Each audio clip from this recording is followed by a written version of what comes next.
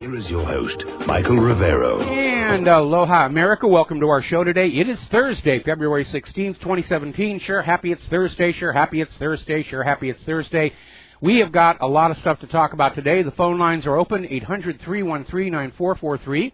Mike is in our control room, twiddling the dials, ready to answer the phone when you call on in. And I would say, obviously, the top story today is we are in the middle of a full-court Bex. The entire corporate media is unloading on Donald Trump. They're trying to push this Russia issue as hard as they can. They've got blazing headlines about what a terrible thing this is. And then if you actually read down in there, they say, well, this is just what we're being told by these unnamed anonymous intelligence officials who have to remain anonymous because blah, blah, blah, blah, blah, blah, blah. So there really is no story there. It is a headline without substance. It's a smear job is what it is. The deep state, the corporate media, the CIA, the cocaine cartel, whatever you want to call them, they are out to smear and destroy Donald Trump because they are afraid that once he finds out what's really been going on in this country for the last 30 years, he's going to scrape out the federal government like a hollow gourd and start all over from scratch here. So we're seeing articles like this one here in the Daily Mail in Great Britain, Donald Camp's hotline to Moscow. Explosive phone records and intercepted calls show Trump aides and campaign staff repeatedly contact Russian intelligence officers in the year before the election, and the candidate was briefed. And this is all being sourced out of the New York Slimes. But even the Slimes said that their source for all of this were interviews it carried out with 4 current and former American officials. In other words, the New York Slimes has not seen these records, has not listened to the intercepts. They're going solely on the word of these intelligence officials who have openly declared war on the President of the United States, not to mention democracy itself. I mean, it is really out there and over the top. Now, Chuck Schumer is being quoted in The Hill as saying there's a possible cover-up by the Trump administration over their contacts with the government of Russia. And he's out there screaming they're going to destroy evidence, they're going to destroy evidence. Boy, where were all these strident demands for investigation when Hillary Clinton was engaged in her corruptions? Now, the example we've got here, this is over at Raw Story. U.S. allies also intercepted contacts between Trump campaign and Russian operatives. And, of course, buried inside, these sources spoke on condition that they not be identified because they were not formally authorized to disclose the information. This is a smear job, plain and simple. And the FBI has already said their investigation showed no collusion between the Russian government and the Trump campaign. Remember when they were doing the headlines about Russia's interfering in the German elections, and the German intelligence services investigated. They couldn't find anything either.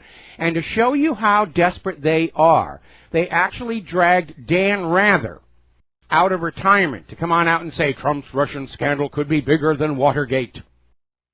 And it's just, and he's like, we must do all that. And of course, if you can't trust the man who lied to all of America about the Kennedy assassination, who can you trust? Now, Donald Trump has had his first solo press conference and just uncorked and fired back saying, you guys are just making this stuff up. And he's responding to a Wall Street Journal that claims America's intelligence agencies are purposely withholding information about Russia from Donald Trump out of fear that it will be sent to Vladimir Putin.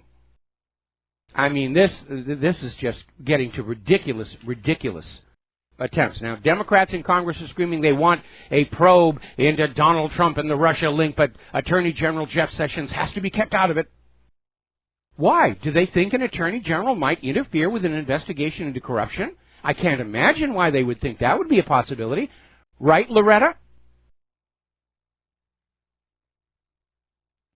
Now then we have this other article that came out of Raw Story about how a former CIA official says having Trump in the White House is the gravest threat since the Civil War. And he's quoted as saying, we are facing the gravest threat to our institutions and our government since 1861, since the country broke in half. This is coming from Glenn Carl, who served as a deputy officer in the National Intelligence Council. Now, from his point of view at the CIA, yeah, Trump is a threat because of what the CIA has been doing. And this, again, this all goes back, among many other crimes, but the one we're talking about here is that Operation Screwworm, operated out of Arkansas in the mid-1980s that was manufacturing untraceable military weapons and sending them down to Nicaragua to use against the Contras. And because this was a violation of the Boland Amendment in the Logan Act, they were funding it all by smuggling tons of cocaine back into the United States of America to sell to your children, under the watchful eye and protection of then-Governor Bill Clinton, all under the direction of then-Vice President George Herbert Walker Bush. That's where all of the last 30 years of crime and corruption was born. And from the CIA's point of view, Trump is a threat to their institution. And they're very, very scared. They got to get him out there before he actually starts to learn what's been going on here. Now, Trump is out there saying that intelligence agencies and the media are using this fake Russian connection to distract from and cover up Hillary Clinton's crimes. He thinks they're going on the offensive against him, so he cannot go on the offensive against Hillary Clinton. He's only partially right. But he points out correctly, we had all this evidence of corruption. We had the head of the FBI actually saying Hillary Clinton committed Title 18 violations. Why did they get a free pass on all of this?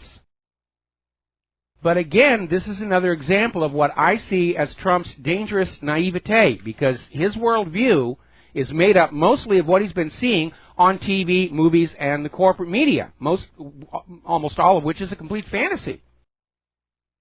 Trump apparently doesn't yet know about that gun and cocaine running that led to the Iran-Contra scandal and how it is the launching point for the Bush and Clinton's rise to the duocracy, or duopoly.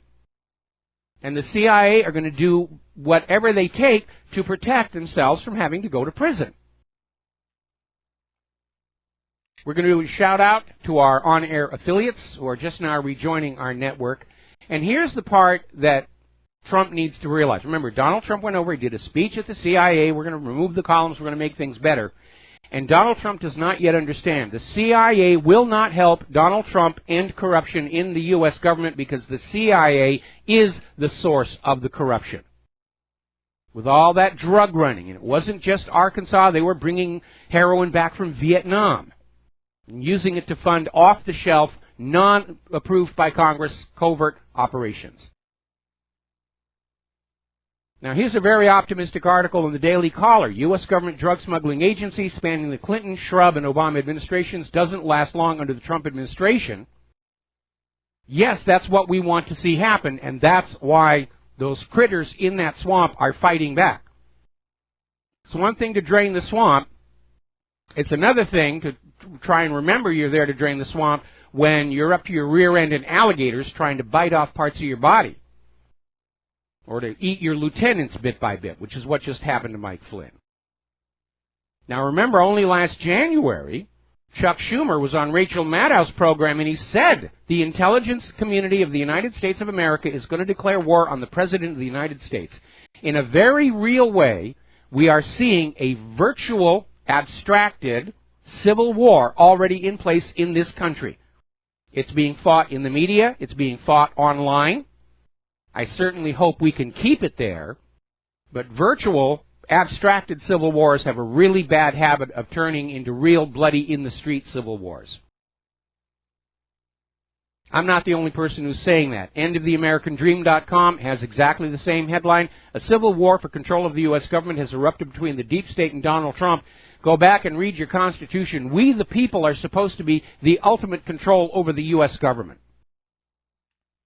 Clearly the CIA has gone rogue. Clearly the entire intelligence community has gone rogue. And we know how the corporate media has been compromised by the CIA going back to at least the end of World War II through the CIA's Operation Mockingbird.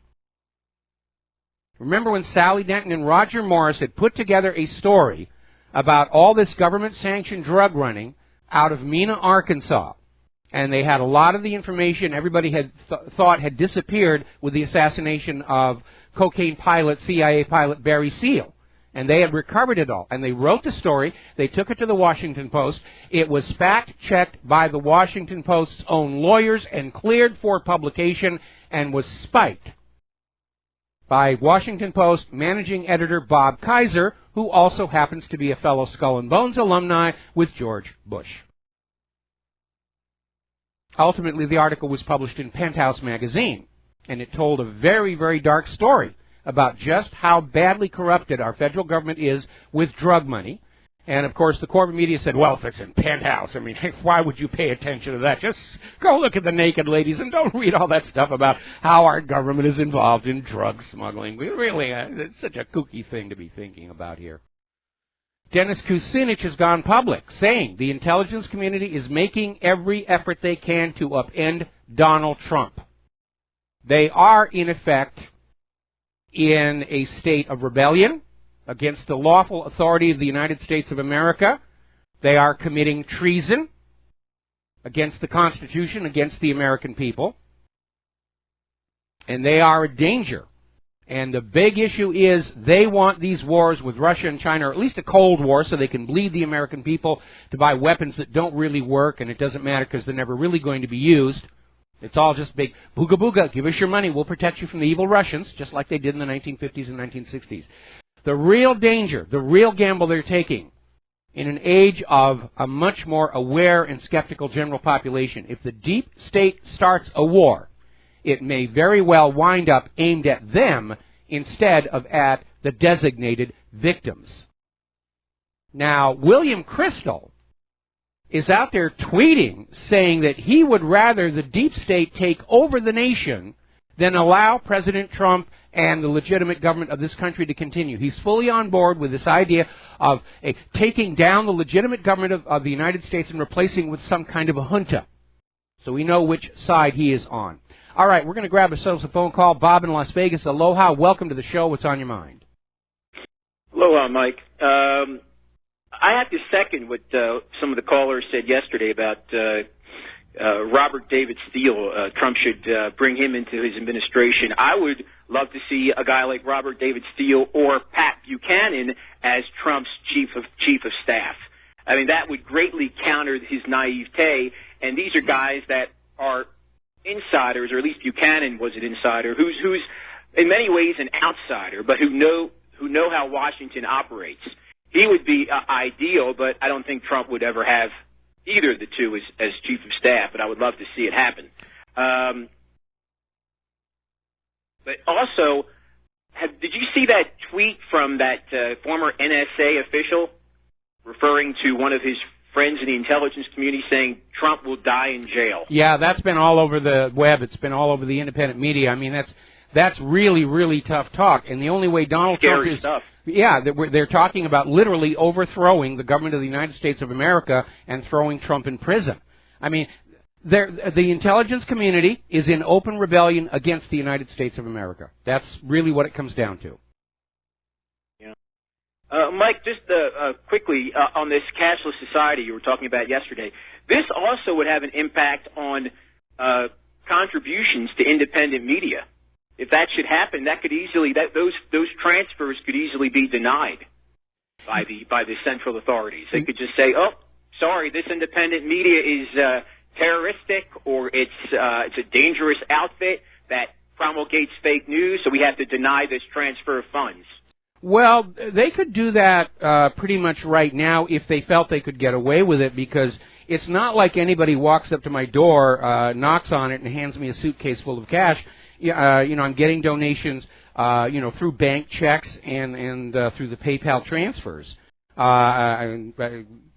So if they were going to take that drastic step, they're actually in a position to do it now.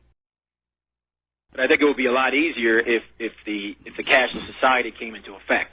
Well, I agree with you, unless the computers for the cashless society are programmed by the same people who did the Obamacare website, in which case we're all going to be in a lot of trouble. Oh, Mike, last, you mentioned how Claire's credit card was, that information was compromised. Yes. You said a year ago while you were shopping. Is that, I just purchased one of these, I think it's RTI or REI wallets. Does that protect any of my cards that have these chips in them? Because it claims to do so. Yeah, they really will work. It's basically, it's a wallet with a built-in Faraday cage. And it will limit, because those chips are very low power. In fact, the chips actually get the power to transmit from the incoming signal. That's why there's no battery or anything in there. So if the signal hits your wallet and doesn't get on through, then the chip on the card will never activate. Okay, because the wallet feels like a typical leather wallet. I don't feel anything in terms of any difference. Well, all it takes is a very fine metal mesh, and I imagine there might be some. Well, there's an easy way to test it. Go out and make a purchase and just swipe the wallet over the terminal and see if the credit card registers. And if it doesn't, then obviously the wallet is working.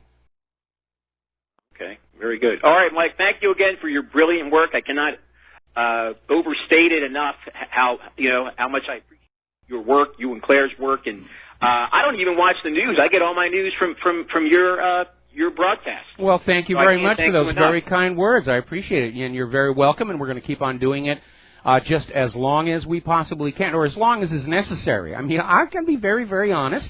Back in 1994, when I got kicked out of Hollywood over the Vince Foster affair, I figured I'd start this blog, I'd put some stuff out there, there'd be another Watergate-type hearing, somebody would resign, that would be the end of it, and I could go back to being, working in movies and everything. And I, to be very honest, never dreamed it would continue for all these years, and now we're looking at a situation where it doesn't look like there really is any end in sight unless the government does actually go through a Soviet Union-style collapse.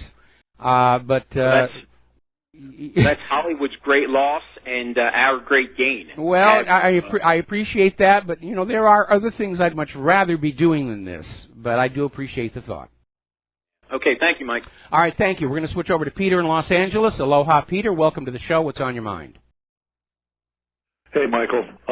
This is definitely a declared war by the intelligence community and probably the Defense Department as well. But probably, we don't know that for sure. Intelligence, definitely. But I was shocked at the Jared Kushner, George Soros link that is being, at least people are alleging. And I wanted to hear what you had to say about that. Well, I've been watching all this stuff, this fury start to build around George Soros, and there's one thing that we need to be very aware of, and that is, for a man of his wealth, Soros is pretty much linked to everybody, not all of which may indicate nefarious intent on the part of both parties.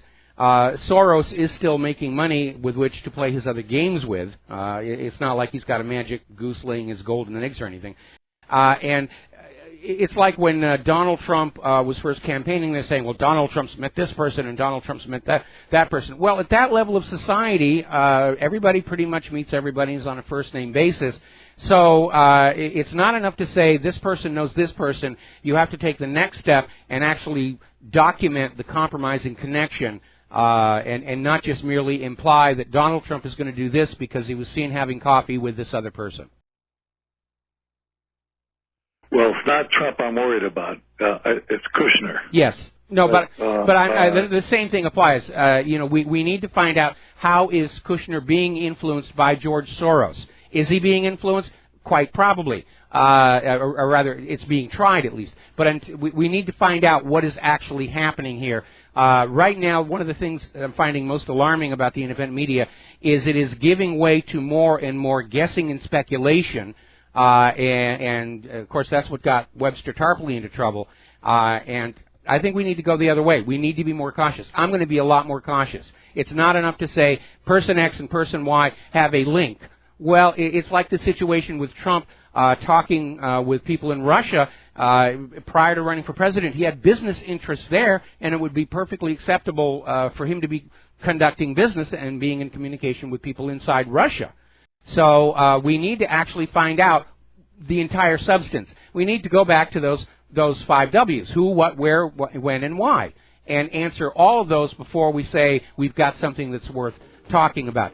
Should we continue looking? Yes. Do we have anything solid yet? I'm not feeling it. Anyway, listen, Peter, thanks an awful lot. Got to let you go. We'll be right back after these commercials. And aloha, America. Welcome back to our show here. Now, something rather interesting to look at. Just before he left office, President Obama very quietly expanded the NSA's ability to spy on innocent Americans and basically authorized them to just share whatever they found with anybody else they felt like. Previously, there had been restrictions where this information the NSA was stealing could go to, and now it appears that this is in large part what is being used against President Trump. Now, Lou Dobbs is out there saying that Obama is getting very close to the edge of sedition and high treason. And he goes back about, where former President Obama was saying he was heartened by the anti-Trump protests. That could be construed as sending a message of approval, saying, yes, agitate, try and cause chaos. It's time for Donald Trump to really start cleaning house and get rid of those Obama holdovers. Because if, in fact, Obama is one of the ringleaders of this attempt to stage some kind of a color revolution, bring down the legitimate elected government of the United States of America and replace it with a junta. And by the way, Michael Moore wants Hillary Clinton installed in charge of that junta. That'll make the hair go up on the back of your neck. Trump's going to have to act decisively. Trump needs to realize just what it is he's up against. Now, to show you how desperate they are against Donald Trump, do you remember during the campaign, the corporate media made a big deal over the fact that Donald Trump's father, Fred Trump, had been arrested at a riot caused by the KKK. And the story was he was arrested and immediately released. The story didn't even say he was a member of the KKK. In fact, there was no indication that he was anywhere other than just in the wrong place at the wrong time. And this was all 9 years before Donald Trump was born, and they were making a big deal. See, the family's got racist roots and everything. So they're back to that one again. The FBI has released files on a race discrimination probe into the Trump apartments under the control of Fred Trump. Not Donald Trump, Fred Trump, that there may have been racial discrimination in the letting of apartments to people in the 1970s, which, sadly, tragically, was in fact common back there.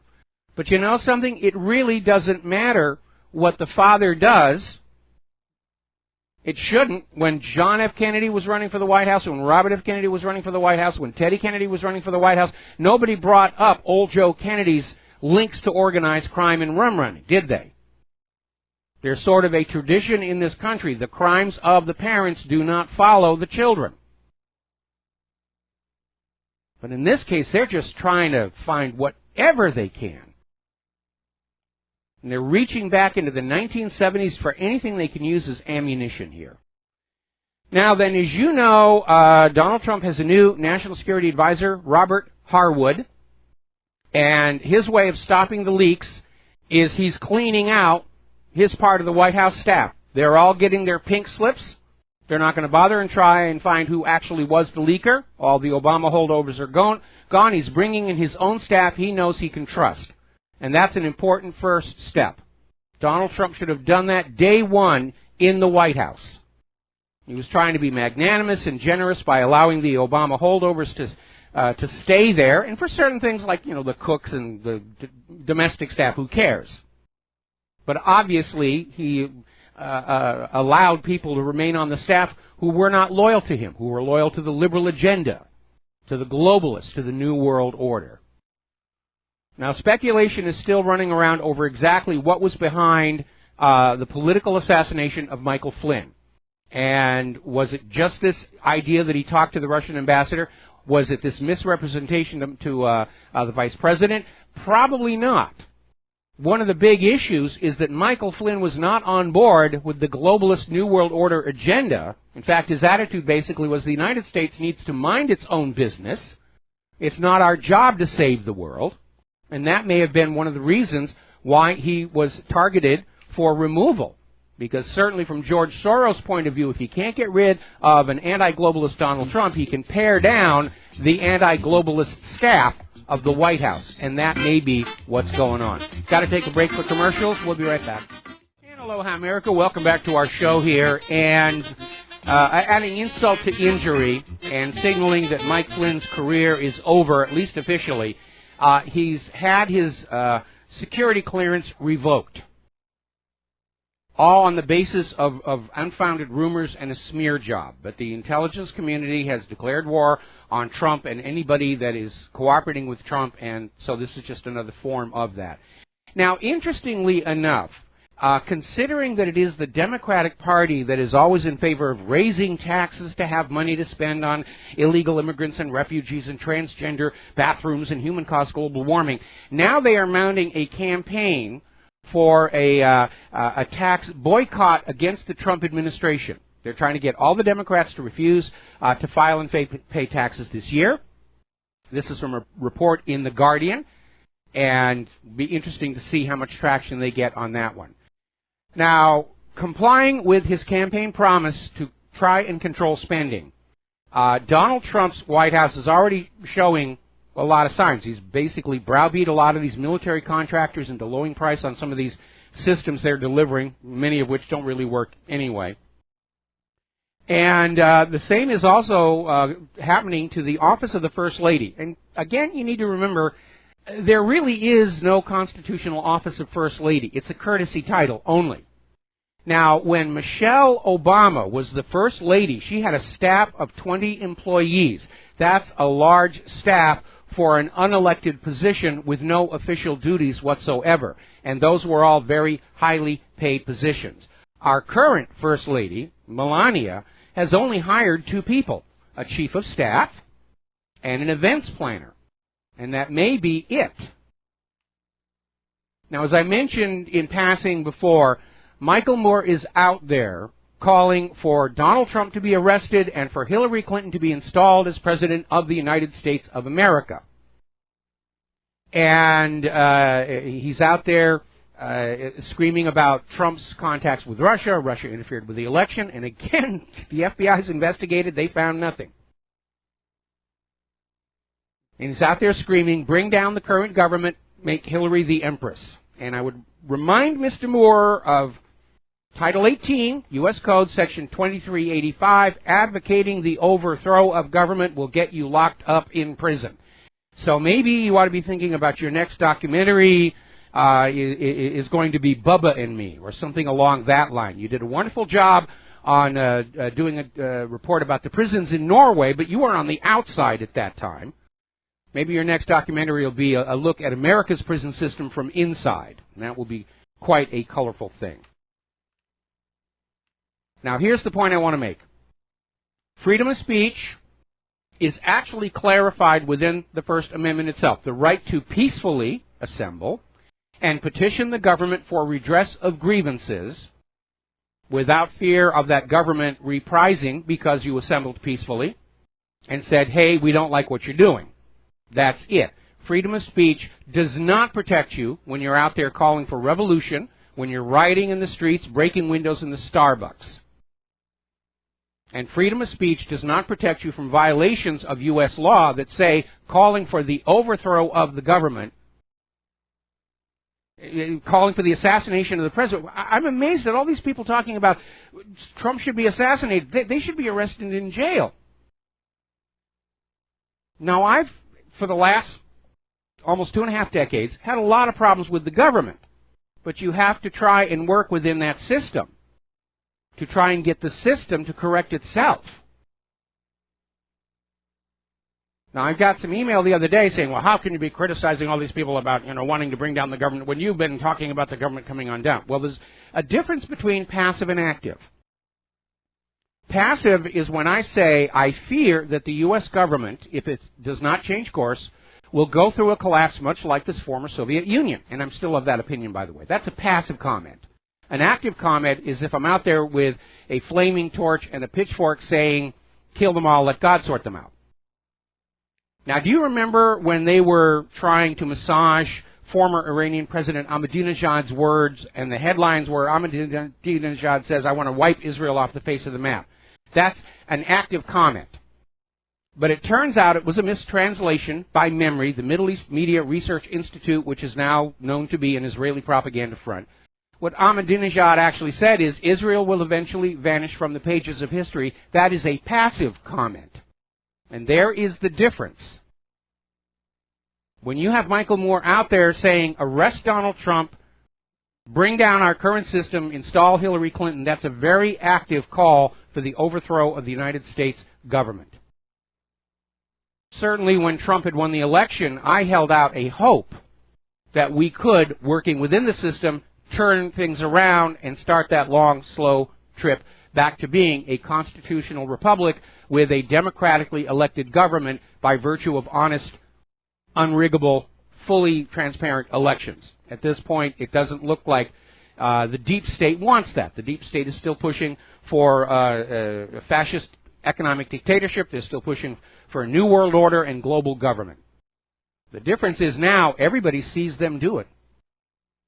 Remember years ago I made this comment, it's on one of the coffee cups you can buy from our store. The fastest way to bring down a dictatorship is to force them to act like one where everybody can see it, and that is exactly what's going on right now. Americans are waking up and saying, wait a minute, these intelligence agencies are supposed to be working for the executive branch, not declaring war on it over who's in charge. And certainly anybody who's a student of the Kennedy assassination understands that was a big part of what was going on back then as well. Now, a little bit of good news we can all celebrate. A formal complaint has been filed with the Federal Elections Commission against the Hillary Clinton campaign and the Democratic National Committee. The Public Interest Legal Foundation is an Indiana-based law firm that litigates ballot box integrity lawsuits. And they filed their complaint with the FEC arguing that agents from the Democracy Partners and the Foval Group, the persons who were caught on James O'Keefe's undercover videos, were engaging in public communications, campaign activity, targeted voter registration drives, and other targeted get-out-the-vote activity at the request, direction, and approval of Hillary for America, which is the official name of the Clinton campaign, and the Democratic National Committee. And when all these people were being caught, when these O'Keefe videos first came on out, we were pointing out, this is a violation of the law. Anytime we said there needs to be arrest, what did we get from Hillary's campaigns? Oh, you're being sexist. You just don't want to have a woman as a president. Of course, my reply is, I don't have a problem with a woman as a president. I have a problem with that particular individual as president. If Tulsi Gabbard runs for president, I'm going to support her. If those of you who want a woman president, get a candidate that you can actually get behind. Tulsi Gabbard. I would absolutely, without question, support her. Especially after what she did over there in Syria. That took courage. Took a degree of courage we just do not see in present-day Washington, D.C., where looking in the dark and stabbing in the back is the dominant mode of social interaction. Now, Donald Trump is basically declaring war on these low-life leakers who he feels justly have betrayed him, because in the course of doing the business of the White House, there are going to be discussions back and forth. IDs will be proposed. Some will be rejected and dropped.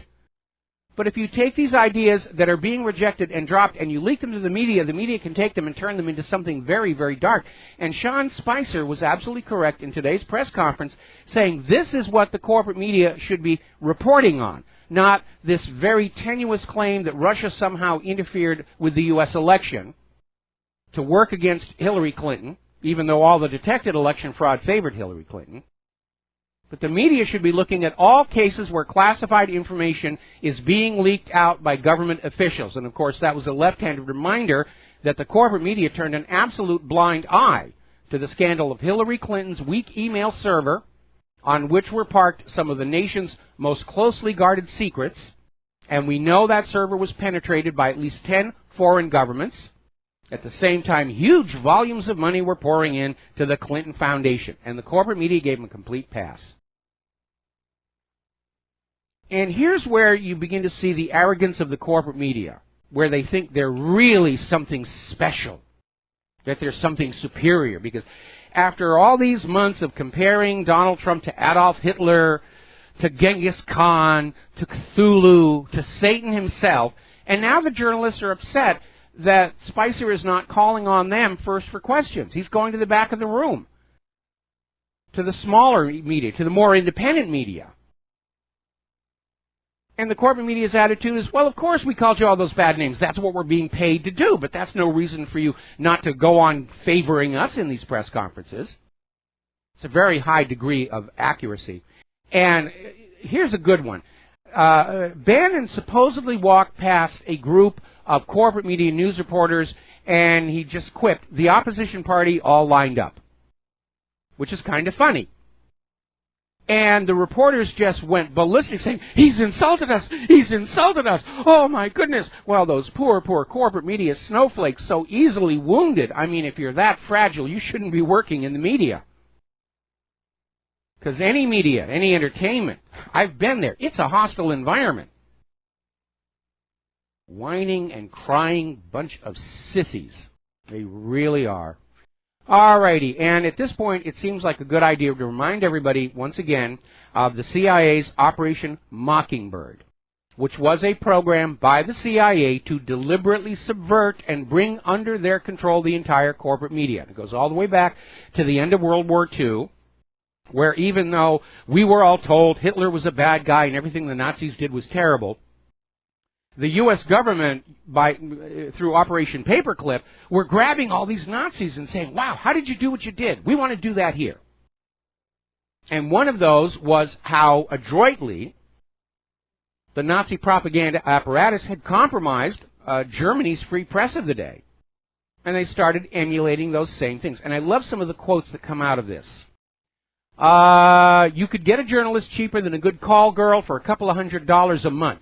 This was a CIA operative discussing with Philip Graham, the editor of the Washington Post, on the availability and prices of journalists willing to peddle CIA propaganda and cover stories. This is in the book Catherine the Great by Deborah Davis, New York Sheridan Press, 1991. William Colby, former CIA director, before he took his canoe trip, said the Central Intelligence Agency owns everyone of any significance in the corporate media. Well, he said major media, but we're updating it here. So that's basically it. The corporate media is under the direct control of the Central Intelligence Agency. Their job is to brainwash you into thinking everything is hunky-dory, that you still have honest elections, that you still have healthy medicines in the stores, that the food in the supermarkets is safe to eat. That's their job. Remember when this whole fake news kerfuffle first erupted, and I said the corporate media is trapped by their own business model. They're not paid those multi-million-dollar paychecks to tell you the truth. They're paid those multi-million-dollar paychecks to be very convincing liars. If they were to start telling the truth, those million-dollar paychecks would vanish overnight.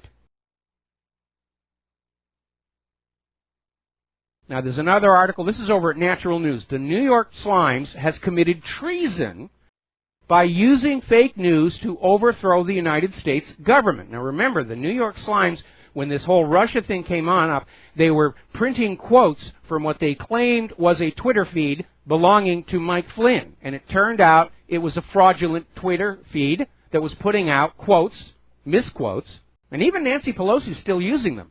And the Times was forced to edit that out from their online version of the story.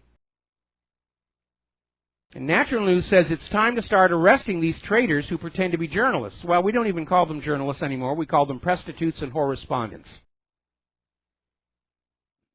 And the older media is very much definitely in trouble. Back in 2011, the Huffington Post warned that Fox Business News would need 69 years to ever dream of overtaking CNBC. And just 6 years later, Fox Business has overtaken CNBC for 4 months in a row. A big part of that may have to have been from when CNBC, when this scandal over the gold in the New York Federal Reserve first erupted, they actually ran an editorial saying it didn't matter if the physical gold was still there or not. As long as we had a bookkeeping entry saying it was there, it was all perfectly okay for the purposes of managing international finance. In other words, the gold is there. As long as you don't actually ask for it, everything is fine.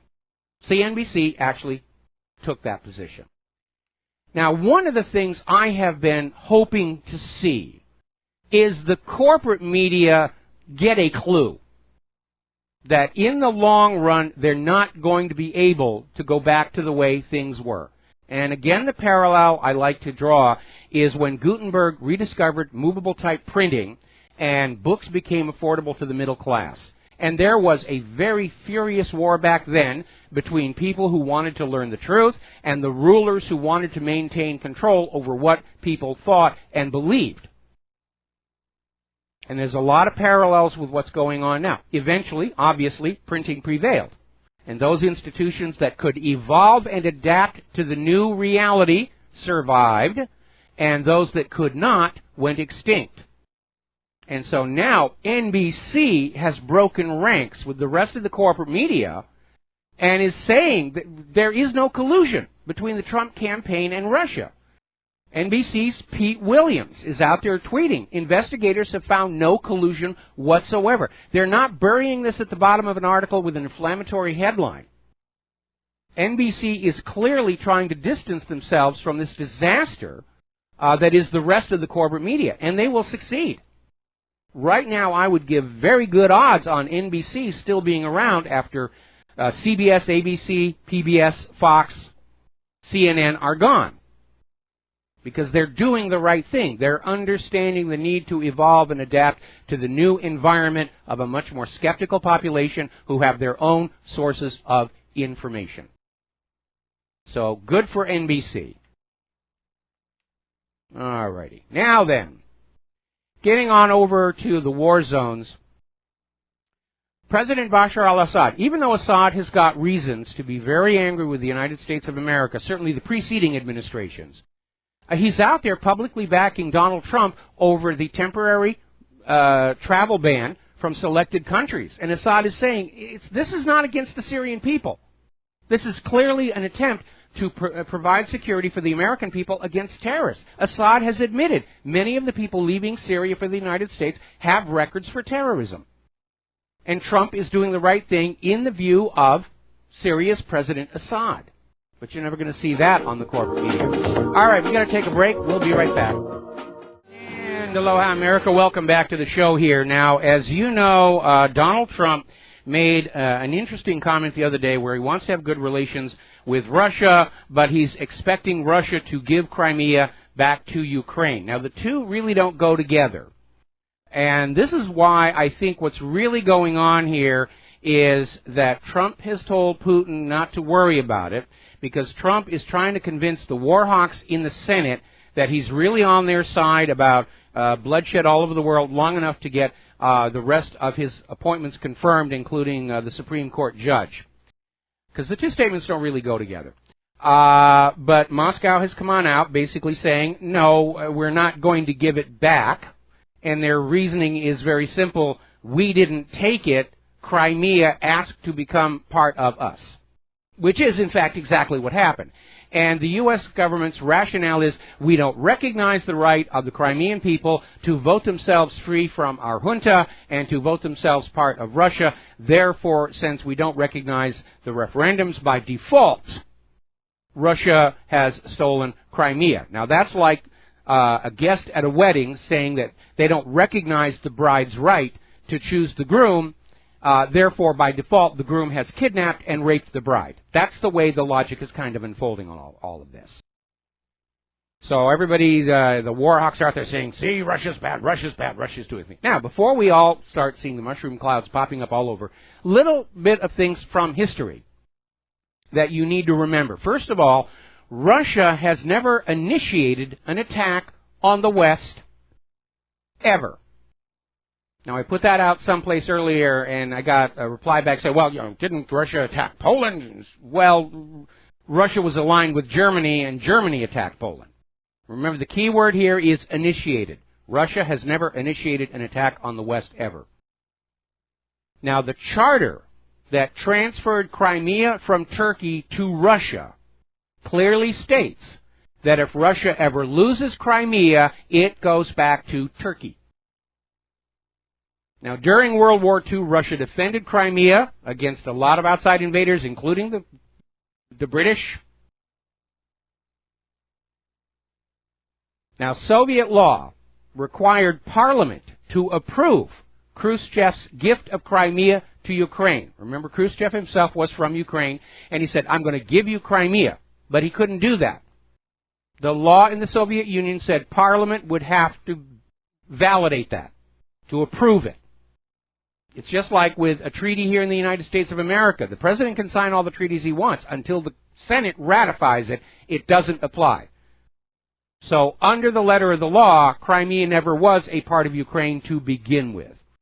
Now, for any of the war hawks who are out there who think that Russia's going to be easy prey you need to reread Napoleon and Hitler, and then look into the cost-performance ratios of the F-35, the F-22, the Gerald R. Ford, the Zumwalt, the Independence-class littoral combat ship, the Freedom-class littoral combat ships. And how about a little gratitude here? Because remember, when France and Britain thought about invading the United States in support of the Confederacy, it was Russia that held them in check. I think we owe them a little debt of gratitude on that one. We have to take a break for station identification. We will be right back.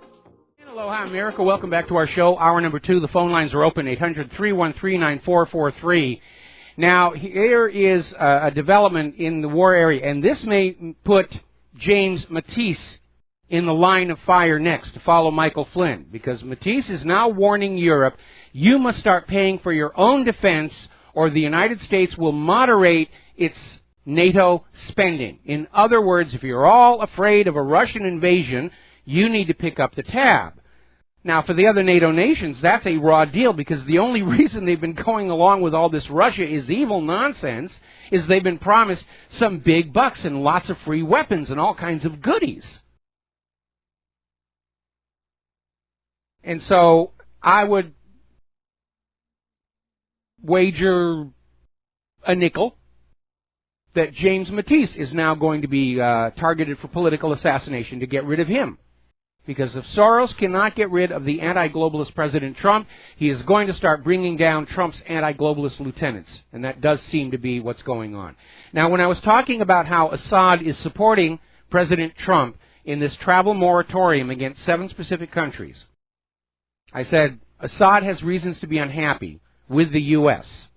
And there's another one right now. The Pentagon is getting ready to try and convince Donald Trump that it's time to send U.S. conventional ground troops into northern Syria to fight the Islamic State. This is a Defense Department official telling CNN on Wednesday. Now, this is a load of USDA choice bovine excrement for 2 reasons. First of all, Russia and Syria are pretty much on the verge of winning that war, which of course is not what the United States wants to have happen, because the United States has been trying to oust Assad for 5 years with whatever excuse they could come up with.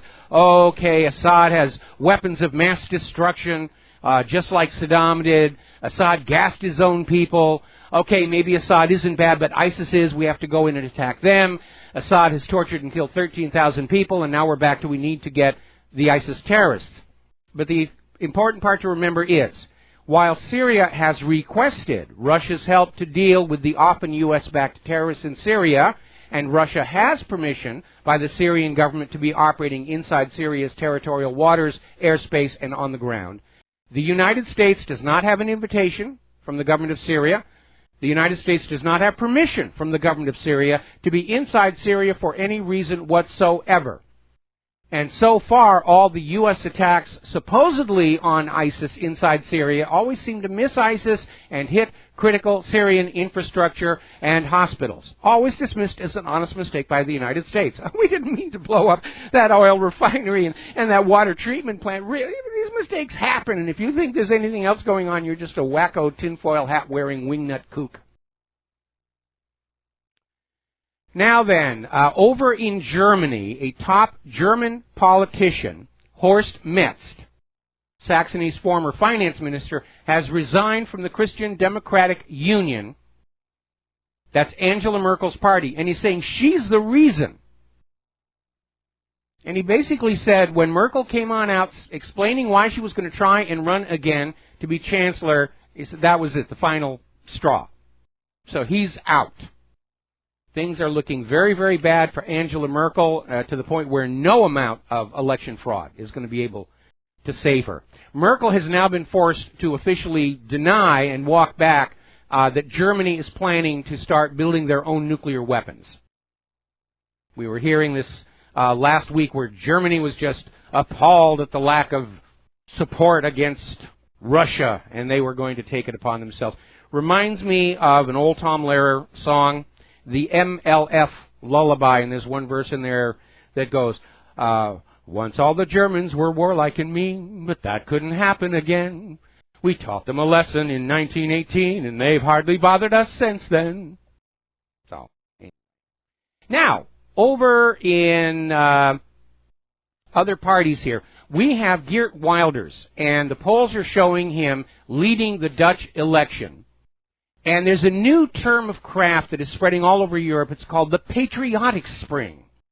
Not the Arab Spring, not the Russian Spring, the Patriotic Spring, the surge of nationalism and sovereignty. And his election is coming up on March 15th.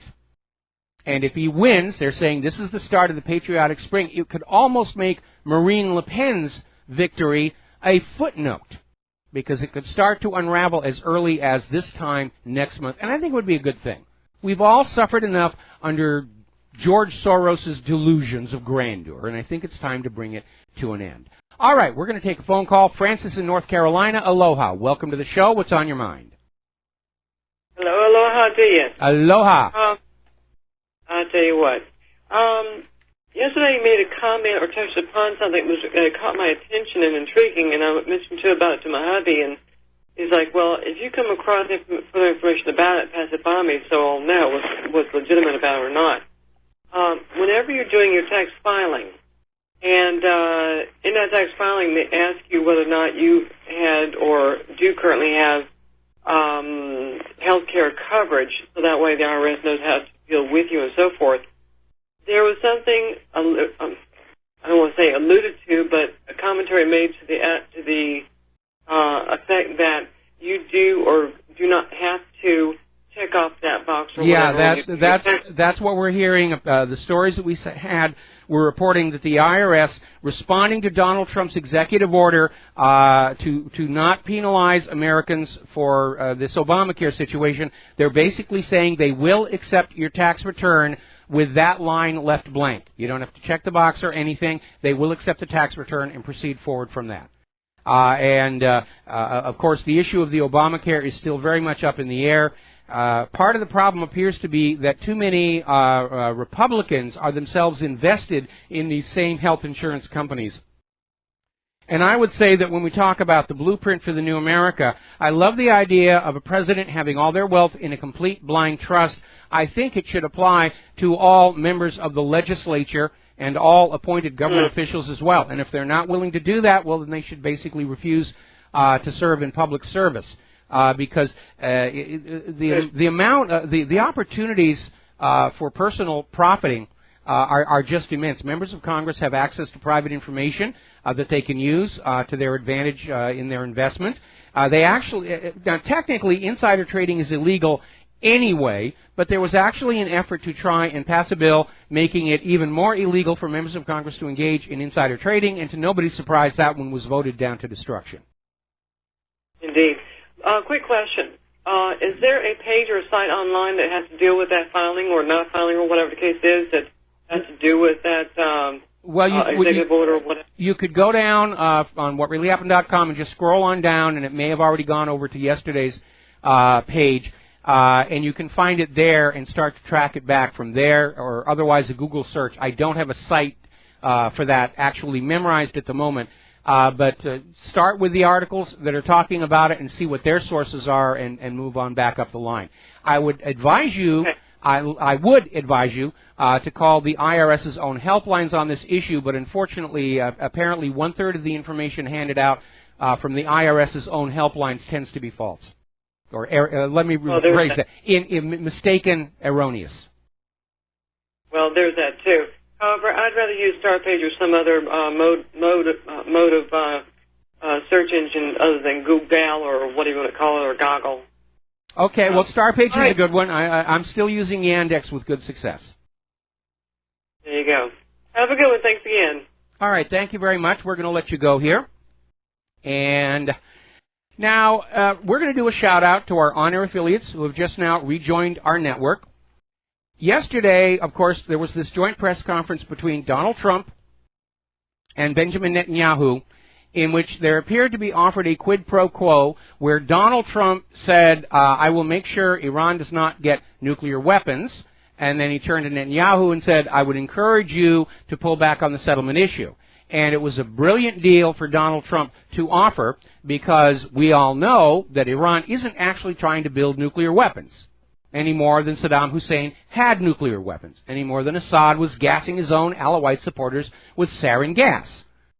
So Trump can make that offer, and he doesn't have to do anything to carry through with it. It's already a done deal. And it put Netanyahu on the spot, and Netanyahu has now responded saying that he's willing to examine the possibility of a settlement freeze, which means nothing is going to change at all coming out of that press conference yesterday. Netanyahu's still going to do what Netanyahu's going to do. And right now, the dangerous part is Netanyahu has a very personal reason to try and kick up a bloody war right now with Gaza and the West Bank, because he's looking at some serious corruption charges by his own government that could remove him from office. So he's definitely a wild card right now. Now, a lot of people are still talking about the assassination of North Korean President Kim Jong-un's older brother. And this is starting to take a very weird turn on the story, because they've now arrested 3 people, 2 women and a man. One of the women was the one seen on the security camera touching the victim, Kim Jong-un's brother, which apparently delivered some poison. She is telling police that she didn't know it was poison, that she was told it was just something that was going to smell bad, and she was encouraged to do this as a prank by the second woman and the boyfriend, who were not visible in the security camera. That is actually a pretty sophisticated assassination operation. And I'm almost willing to bet that there is a nation-state behind that. And obviously a lot of people are looking at Kim Jong-un himself, because the fact that his older brother was very, very publicly outspoken about what he saw as the shortcomings of his brother's rule over North Korea. So let us talk about the economic news. Janet Yellen has just acknowledged something, and the corporate media is trying to pretend it's no big deal. And that is that mortgage delinquencies are on the rise again. And we're basically looking at a repeat of what happened in 2008. Wall Street did not learn any lessons from 2008, because Wall Street did not suffer any punishments or penalties for what they did, except for AIG. They went out of business. But most of the pain caused by the 2008 meltdown of the mortgage-backed security fraud was dumped onto the American people with TARP and bailout and all this other nonsense. And that is a classic pattern in a fascist economic dictatorship. The people who get rich get to keep it. The people who lose money, the losses are transferred onto the general population. But that is significant. We're seeing a lot of indicators saying that we could be heading into a deepening recession or continuing of the recession. They're talking about, it's a new recession, as if we've actually been in a recovery, but we haven't. Not with 90 million Americans still out of work over the long term. We never got out of that last recession. They just hoped you got used to it and would accept the new normal, and no, we're not. We know what's going on. Gold is continuing its increase in pricing, and a lot of people are asking, can they keep the momentum going? Apparently, hedge funds are going long in gold, and gold miners are suddenly finding out they can make a profit. Remember the issue about mining of anything, whether it's gold, silver, oil, whatever. If you can't extract enough of the targeted material to make more money than you spent getting it, then there's no point to it. It's called the unit cost of extraction. How much does it cost you to extract, for an example, an ounce of gold? And if it costs you more to extract that gold than the ounce of gold is worth, then there's no point in doing what you're doing. When gold prices are really, really down, the gold mines will actually shut down because they're losing money to do what they do. But there are a lot of people speculating that unless it's tampered with and rigged with, gold is going to continue going on up. Now, there's another article that came out of goldcore.com saying even though the price has gone up recently, gold is still undervalued. And gold is still viewed as the best protectionist investment by a third of investors. And if you have any investment money whatsoever, it would be wise, in order to preserve your wealth, to be buying small amounts, so that there's no permanent record, of gold and silver, coins and bars. And I will share you one insight from my own failure as an investor, and that is that gold coins will lose their value if you eat that chocolate bit out of the middle. So don't do that. The Italian banks are on the brink of running absolutely dry. They're having a liquidity crisis of epic proportions. Rome is being forced to bend the rules of the European Union in order to provide an emergency bailout. But what they're really doing, if you look at it, is they're putting duct tape on that gash along the bottom of the Titanic. Because the problem isn't the Italian banks or the EU policy. The problem is the very nature of private central banking itself, which by design creates more debt than money with which to pay that debt. And the debt grows and grows and grows until it crushes the system. There may be times when the pain from the debt isn't that bad, and it feels like things are good. But there's always a payback down the road, and that's exactly what they're feeling all over Europe, from that European Central Bank, from the World Bank, from the IMF. It's the pain that we're all feeling from the Federal Reserve. Apparently over at Disney, they're not doing very well. One of their subsidiaries, Maker Studios, is looking at some drastic layoffs over there as well. One of the reasons is I'm old enough to remember what Disney was and what they produced when Walt still ran the place, and then later on Roy. And then management was completely taken over by people who hadn't grown up with the Disney way, as it were. And I remember Disneyland in Anaheim.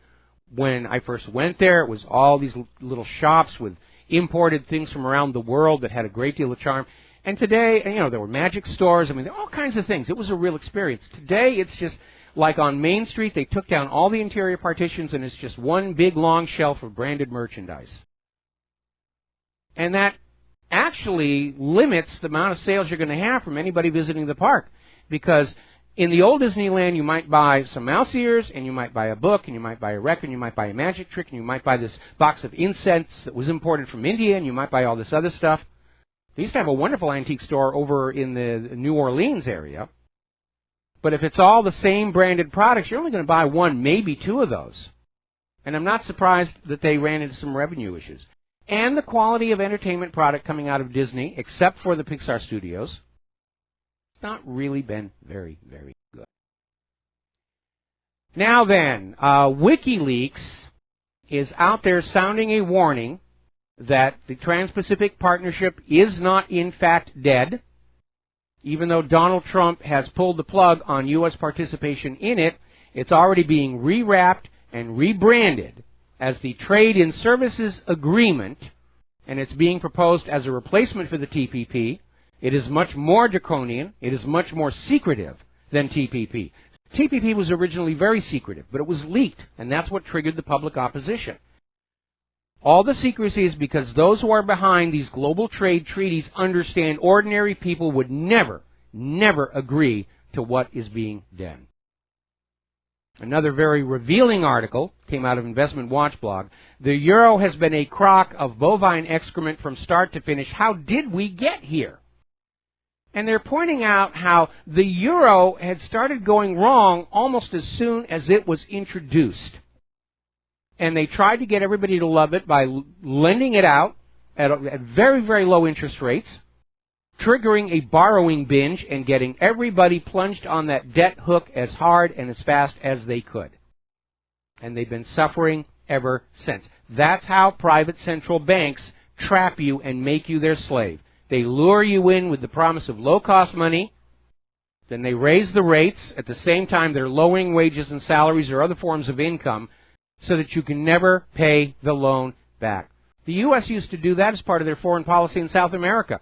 Get these South American governments to borrow a lot of money from U.S. banks, then sabotage their industry and agriculture so they couldn't pay it back, and then use that debt to effect political chicanery in those countries.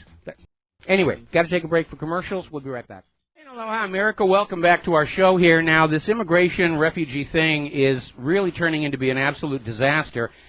in Europe. And, of course, it is not really being reported in the American corporate media, and for very, very good reasons. I mean, they're having these really horrible riots in Paris right now, and it's just ugly. Now, here is where it gets interesting. Soros and his people are still out there raising on a busted flush. Over in Cologne, Germany, there's a hotel. And remember, Cologne was the scene of these mass attacks on female, New Year's Eve. And this hotel is planned to be the venue for a meeting of Germany's Eurosceptic party, the party that wants out of the European Union. And apparently the hotel management are getting death threats that if they dare let this Eurosceptic party use their hotel, that the hotel management are going to be killed. That's real brown shirt tactics going on. Now, over in Great Britain, they're pushing ahead on the Brexit, and the European Union is still trying to find some way they can negate its effect, if not the actual reality of the declaration of a new independent sovereign Great Britain. And they're now trying to propose another restriction on Britain's leaving of the European Union that will allow Brussels to have direct monitoring on British finances for 5 years after Brexit. Still trying to find a way to maintain control. Basically, what Brussels wants is an unrestricted right to spy on all British finances for 5 years after the Brexit. What part of we want to leave are they not getting? Well, I think they're getting at least part of it, because the European Union is also proposing changes to the election system that would automatically restrict Euroscepticism. And the European Union is also getting ready to force Monsanto, GMO, on member nations of the European Union who want to remain GMO-free, like Hungary. It is a dictatorship. There's no question about it. It is a dictatorship. And what's really interesting is the European Union was first sold to the people of Europe as nothing more than a free trade, free travel bloc. That was the original European Union. We're going to say this is now the border of the EU, and within the EU we're all going to use the same common currency. And you'll be able to go from country to country without a passport. You'll be able to trade anywhere within the EU bloc without worrying about tariffs or customs or anything like that, which sounded like a really good idea. But Brussels then began to mutate like this metastasizing cancer, grabbing more and more power and authority. And the latest call, of course, is for the federalization of the European Union, where all the member nations are reduced to merely being states, like the current setup in the United States, with Brussels being their equivalent of Washington, D.C. And they don't want to have anything to do with that. A lot of videos coming on out about these Paris clashes. Muslim migrant mobs are rioting under the Paris metro. They've had to put barriers around the Eiffel Tower, although they're not calling them security barriers. They're calling them decorative crowd restraints, or some other euphemism here. Apparently, migrant boys have kidnapped Italy's children's commissioner and threatened to cut a refugee center manager's throat if they're not given all the free stuff they were promised they were going to get when they got to Europe. And you can understand why so many people in Europe are having a hard time with this. Now, one of the things the open borders has brought into Europe are literally armies of criminal gangs who are in turn engaged in the smuggling of more migrants in against the sudden attempt at border controls there. And apparently at least 11,000 migrants have been found in the European Union with forged documents. And all right, more about this when we come on back.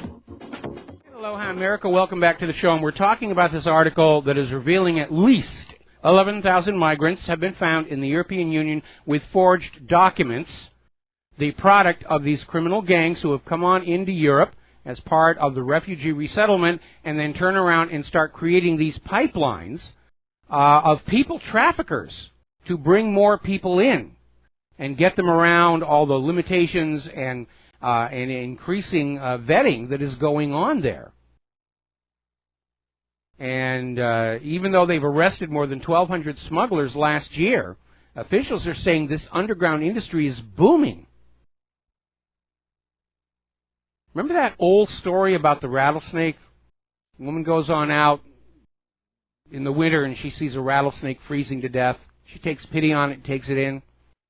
And the rattlesnake bites her and she says, "How could you do that to me? After all of the kindness I showed you, and I shared my home with you and my food and the warmth of my fire." And he says, "I'm a rattlesnake. What did you expect?"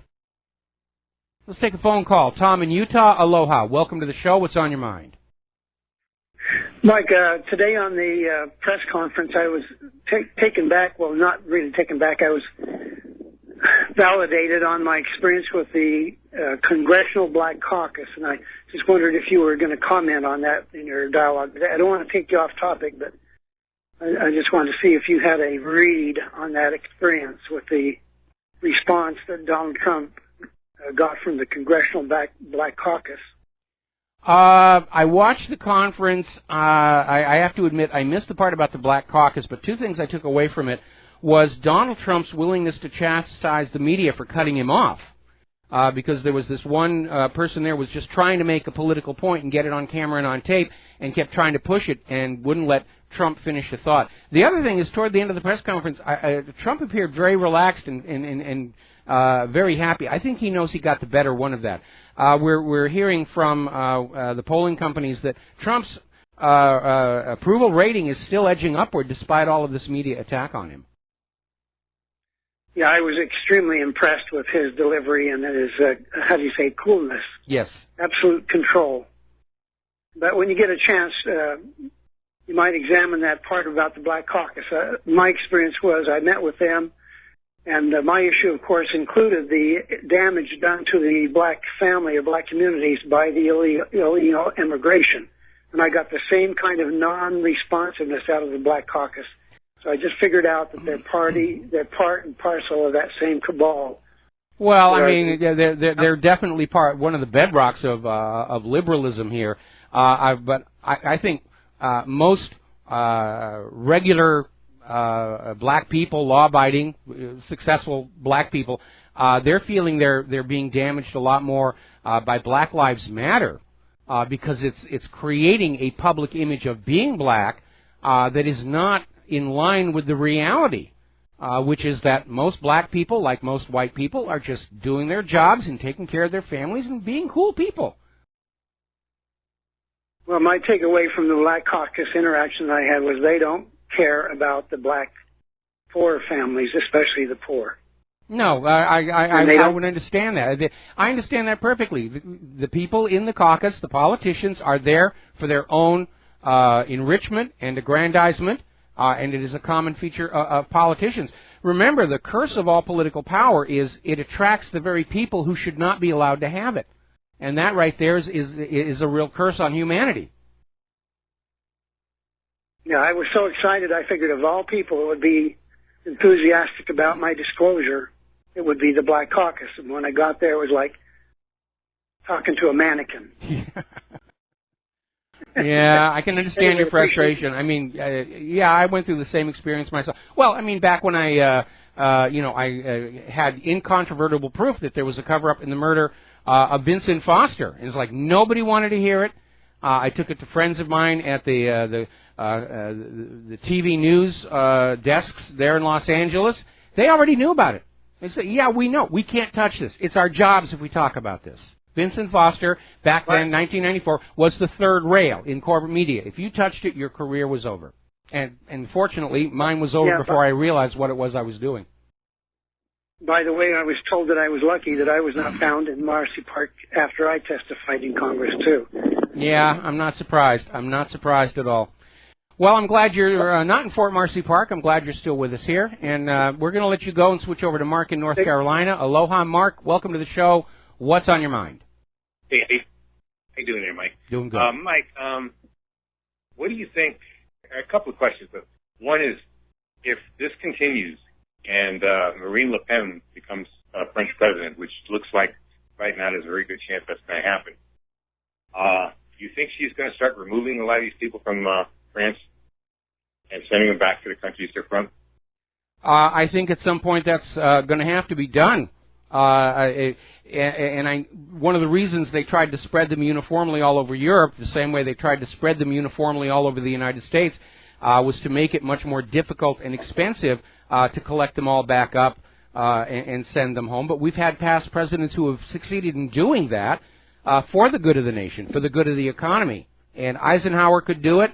We can do it. And it may in fact involve grassroots activism to basically find all these people.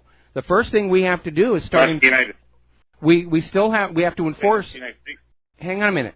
The first thing we have to do is to enforce the existing laws that make aiding or harboring or encouraging illegal immigrants a crime. And that is one of the reasons why things are so out of control. We're seeing all these violations of immigration law, of existing immigration law. We're seeing all these violations of laws regarding threats to the life of the president, where Hillary Clinton was acknowledged by the head of the FBI to have violated Title 18 multiple times, and nobody's being arrested, nobody's being held to account. The upper levels of our government are a lawless enterprise, and that is a big part of the problem. The only thing is that in France and Germany and places like that, these people are actually brought in as refugees.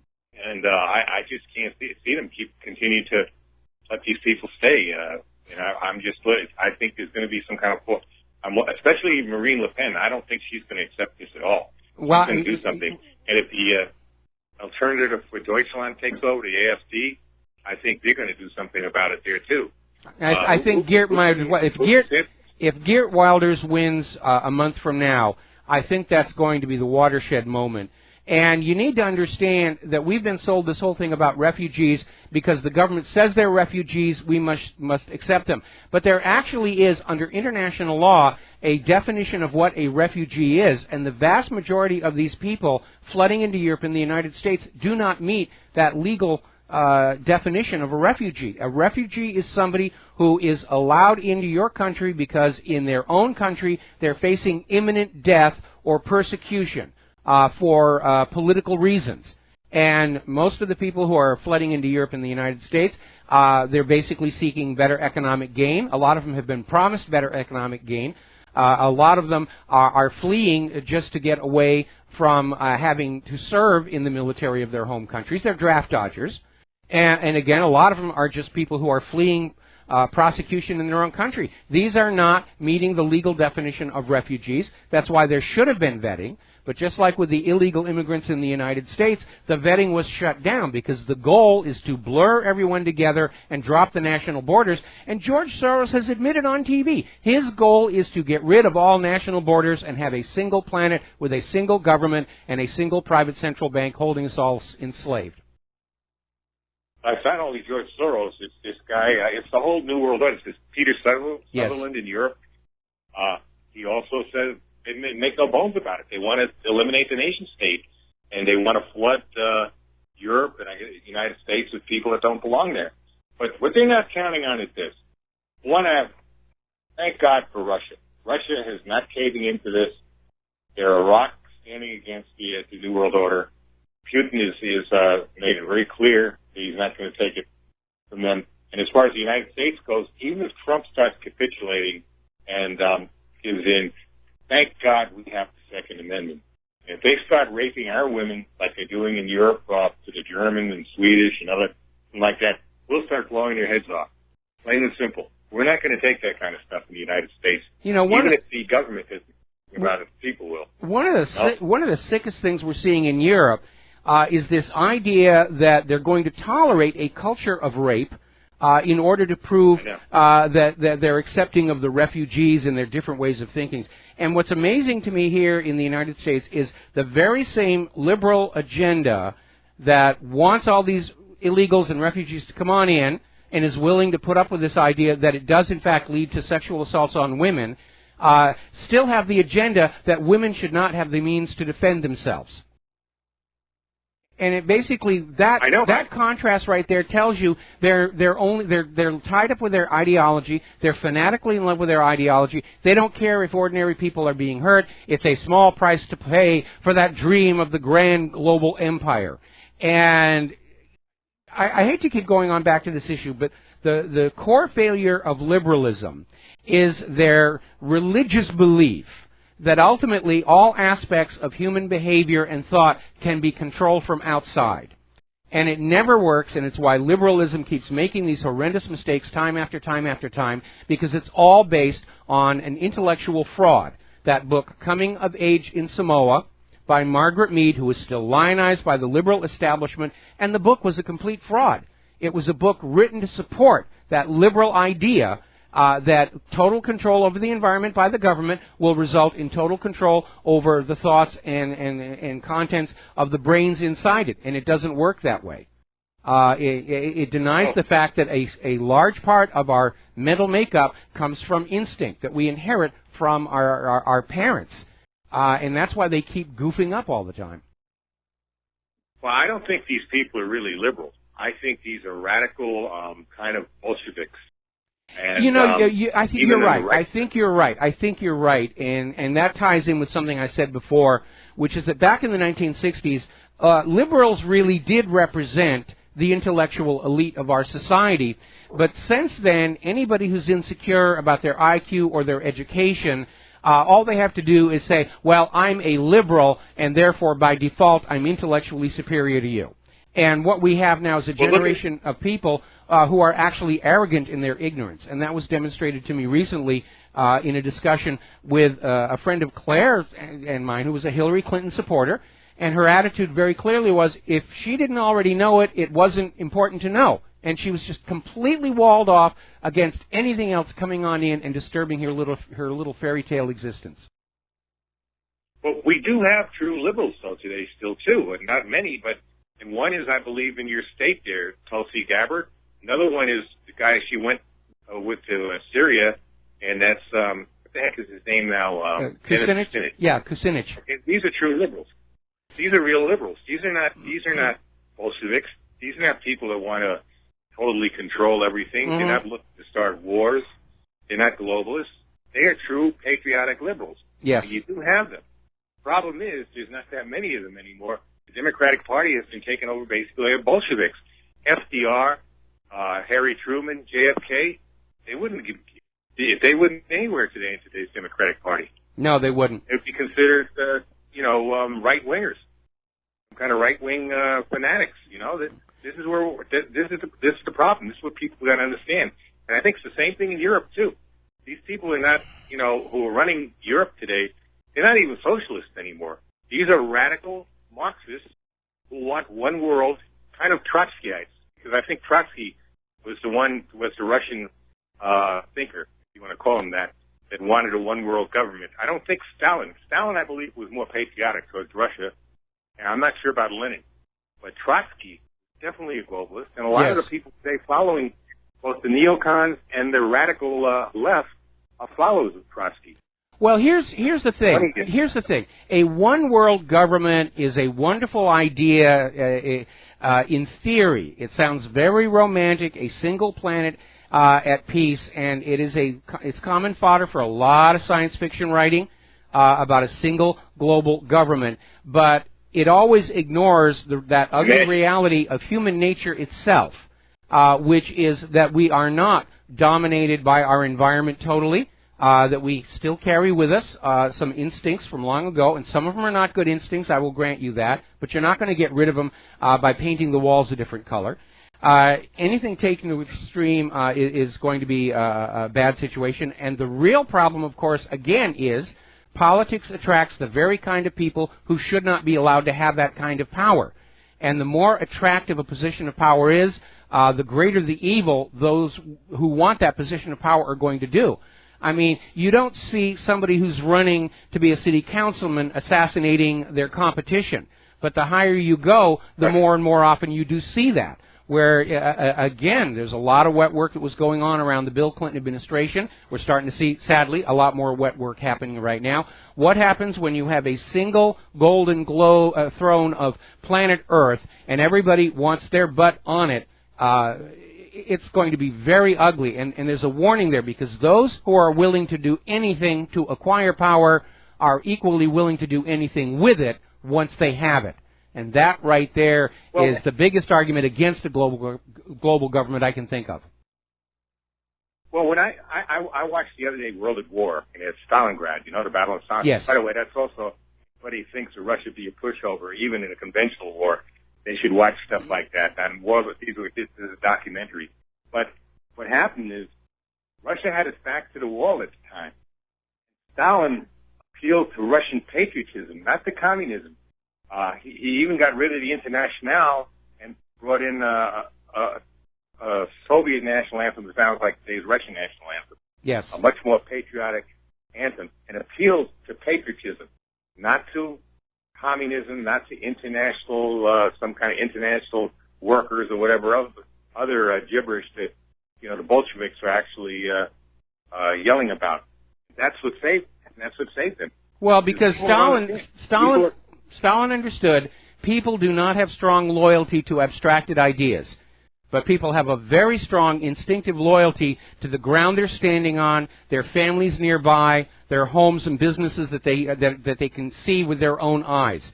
And that is a very, very powerful motivating force. And you're right. Anybody who thinks the Russians are going to be an easy prey, they haven't read their history. The Russian people, again, from their genetic heritage, these are very tough people. They're good fighters, and I certainly would not want to have them. They love their country. Yes, they do. They love their country. They don't like being up against the wall. I don't understand how people don't understand it. And this is without nukes. It's a localized war. I mean, people just don't know what they're dealing with. And, no, the problem is nobody knows history anymore. That's the thing. And we're going to go up against them with an army made out of people who have to need Play-Doh if somebody says a bad word to them. All right, Mark, thanks an awful lot. We're going to let you go here. We'll be right back. And aloha, America. Welcome back to the show here. And I think it's time for a dose of reality over there in Europe, and it's starting with an article in the Express, no less. The European project has failed, and Trump's choice for ambassador to Brussels is saying it has become an undemocratic bloc, and that's absolutely true. What most people don't understand is the European Parliament does not really have much authority at all. They can debate and they can advise the European Commission, but it is that unelected, unaccountable European Commission that makes all the laws for the European Union. The Parliament is really just for show to make it look like there's still some kind of democratic process at work, but it's a fraud. Just like we're all being told that we have honest elections to convince us we have a democracy, but we know that that's a fraud and must be dealt with. But I think we're on the cusp of some very dramatic changes to the world. I'd like to see them be good changes. Obviously, the New World Order people have something else in mind. Now, I'm going to have to take back some of the bad things I've said about Ann Coulter, particularly in regards to her comments about a little radiation is actually good for you. Because apparently in a debate or interview on Sean Hannity's show, she was out there saying the United States is not the homeless shelter for the planet. And she's absolutely right. Now, I want to put a little bit of logic before you. Everybody's saying, oh, we've got to care for the refugees, care for the refugees, care for the refugees. Isn't the real solution to stop all the wars that made these people refugees? The same thing actually applies to the homeless population of any country. Instead of saying we have to care for the homeless, let's change the economic model that creates so much homelessness so that the 1/10 of 1%ers can have an additional bathroom in their mansions. We have to have an economic system that works for the nation and its people, not one that loots the planet to feed the addictions of the money junkies. That is the most important challenge we as a civilization face, to break free of the money junkies. Now, Chelsea Clinton is out there trying to grandstand and get media coverage because she's considering a run for the Senate as a stepping stone for her attempt to be the first female president of the United States of America. And as we reported yesterday, she's actually getting a very chilly reception from within the Democratic establishment itself. The Clinton name has lost much of its luster, and she may be carrying that curse forward. So Chelsea, after the station identification, you're going to love this story. And aloha, America. Welcome back to our show here. Hour number 3. The phone lines were open, 800-313-9443. So we're talking about Chelsea Clinton, who is now out there trying to get opportunities to get her name before the American public as a prelude to her attempt to enter public life. And Chelsea was out there screaming about this case of this woman detained by the Immigration Customs Enforcement and being subject for deportation. And okay, there's some music going on in the background. So anyway, made a big deal about it. Then it turned out to be a huge embarrassment because apparently this deportee only identifies as a woman. It's actually a man, been convicted of domestic abuse, and he's been deported already 6 times. So Chelsea kind of goofed there. She just grabbed the cause and went with it, and it blew up in her face. All right, we're going to take a phone call here. Mark in Georgia, aloha. Welcome to the show. What's on your mind? And is it okay for me to say shalom, which is both Hebrew and Arabic for peace? Good. Go for it. I want to commend you that your moral compass is far better than people who call themselves Christian. And I'm going to tell you a joke, and I hope that I'm appalled by the way some people misappropriate the scriptures. And I'm going to tell you, the politicians, they quote scripture almost as well as Satan himself. You can appreciate I'm making a joke there. I do. Yeah, but you camp out on.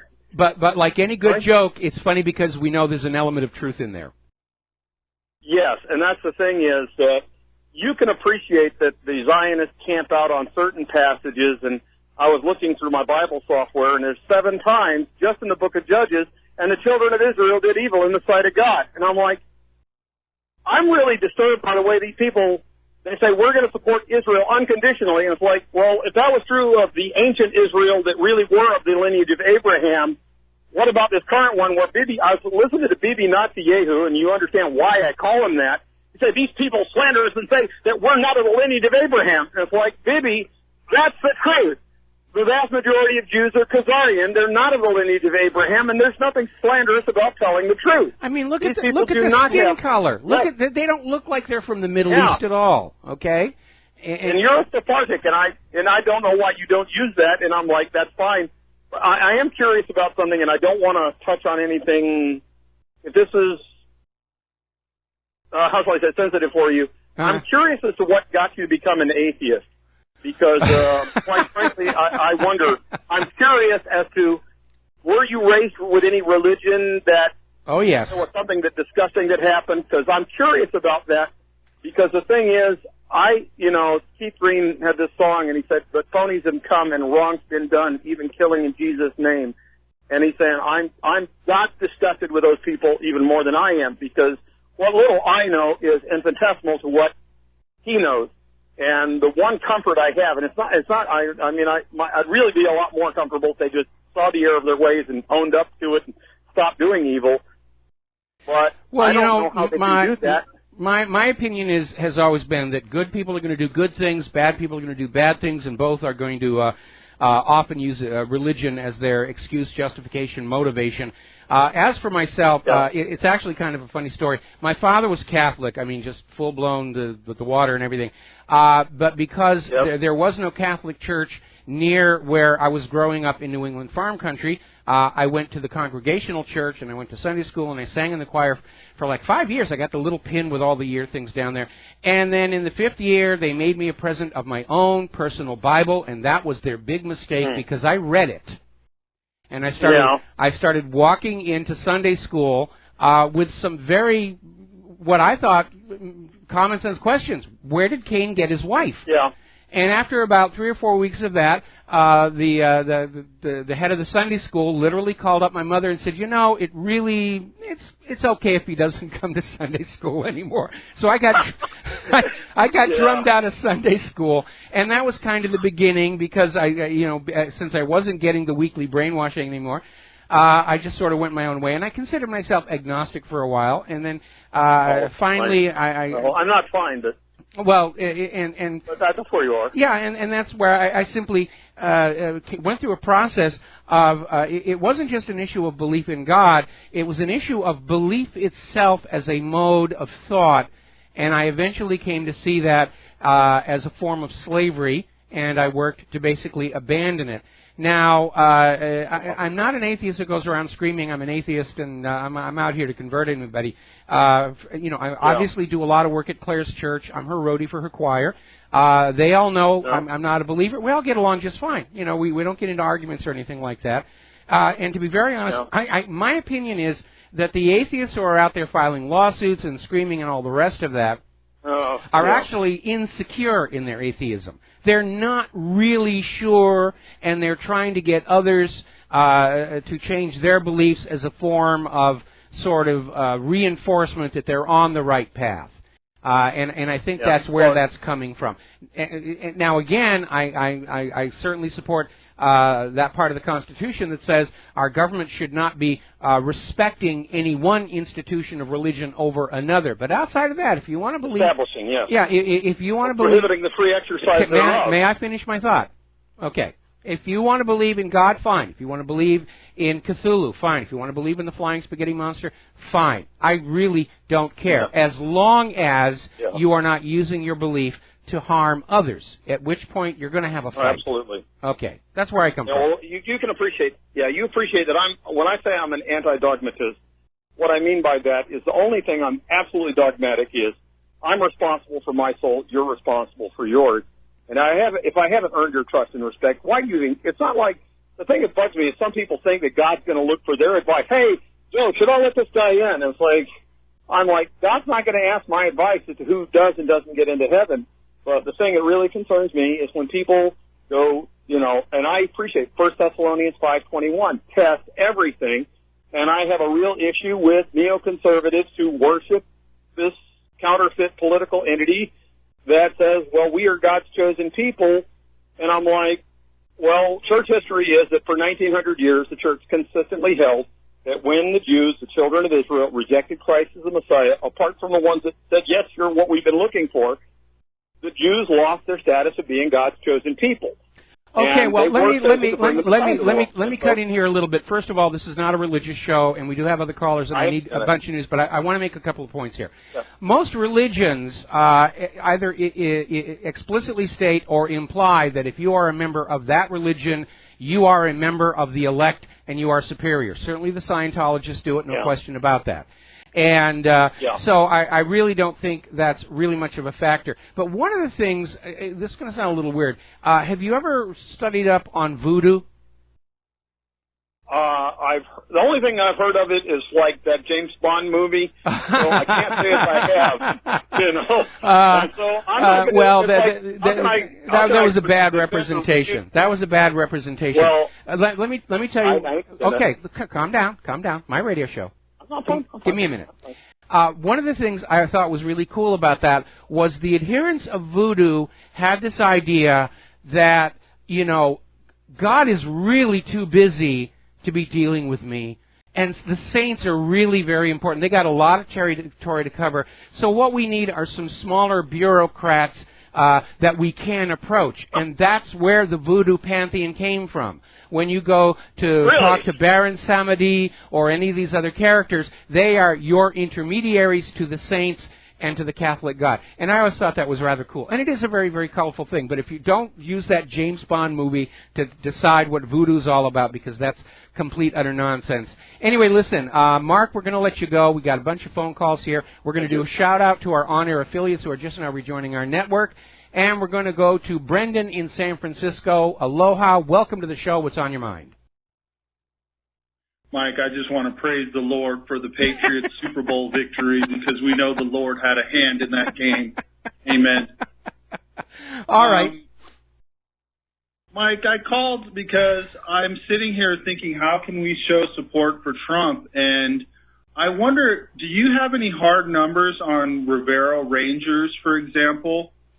No, I don't, because we don't hand out membership cards or anything like that. We know we've got a very large readership on the website, or they wouldn't be wasting time hacking it all the time. Unfortunately, RBN is not on Arbitron, so we don't really have good, strong numbers on that. It's all kind of guesswork. But we know we're out there. We know we're having an effect. But as far as supporting Trump is concerned, most of that is going to have to happen at the grassroots level. Not just the independent media. We can sit here and talk all day, but ordinary people are going to have to start calling their local media and say, we know you're BSing us, cut it out. We're going to start boycotting your advertisers. Ordinary people have got to phone their congressional offices, because email gets ignored. Faxes and paper letters are better, but just phone and say, look, we know what's going on here. We have the intelligence community literally in a state of rebellion against the lawful president of the United States of America, and just say they're risking a civil war, and it may not go the way that you want it to go. Right. What I'm thinking is, like, I'm sitting here in San Francisco, and I know there's another caller in the area, and I'm assuming there's plenty the further we get outside the Bay Area. But it's like, it would be nice to coordinate and kind of whatever. Where I'm going with this is, I'm wondering, does it make sense for you to reach out to some of these other broadcasters and have like a forum or a think tank, something of that nature? Because we know that there's a coordinated effort against Trump, and it's almost like maybe we should start really coordinating for Trump. And I consider you one of the great minds. There's a few other gentlemen on the air that I can think of, or on the web, and it would be interesting to see a think tank or some kind of advisory informal thing with you folks with these platforms, and just try to bang out some kind of ideas in the short term. Especially with the effort. I think if you, I mean, first of all, there's a lot of cross-pollination that does go on within the independent media. We're trading emails all the time. We appear on each other's show and everything. But if you really think about it, this radio show and its entire audience are a think tank, because we're out here throwing out ideas about how are we going to support Donald Trump, how are we going to overcome the deep state. People are emailing in their views and their replies. People are calling in with their views and their replies. And I think in a way you're trying to take that power away from our listeners and throw the burden back on just us in the independent media, when the whole goal of the independent media is a self-informed, a peer-to-peer communicating population, which makes it impossible for them to be swindled and directed and defrauded. Right. I see where you're going with that, but can you imagine the amount of attention, like just say you and Alex Jones let bygones be bygones, and other high-profile folks? It's almost like a poor analogy would be like the Avengers or the X-Men or something, like these groups of people that you wouldn't normally associate. Mm-hmm. And I think it would draw attention to this onslaught against Trump. I mean, I talk to people and they have no idea what's actually going on against Trump, and they're just getting their news from these fake mainstreams. And it's like, if people really understood, Kucinich, for example, blasted the intelligence agencies, and it was the most refreshing, wonderful thing I've seen. And I went to my friend that's a liberal, and I said, look, Kucinich is going off, he's on fire. And they couldn't be bothered. They didn't even want to know. And it's like, I think we could shine a brighter spotlight on these nefarious forces that are acting against Trump. Let me respond to a couple of things that you said. First of all, from my point of view, as far as Alex Jones is concerned, bygones are bygones. And I would have no hesitation to work with him on these issues of supporting Donald Trump. I link to a lot of his stories and his videos that are supportive of Donald Trump.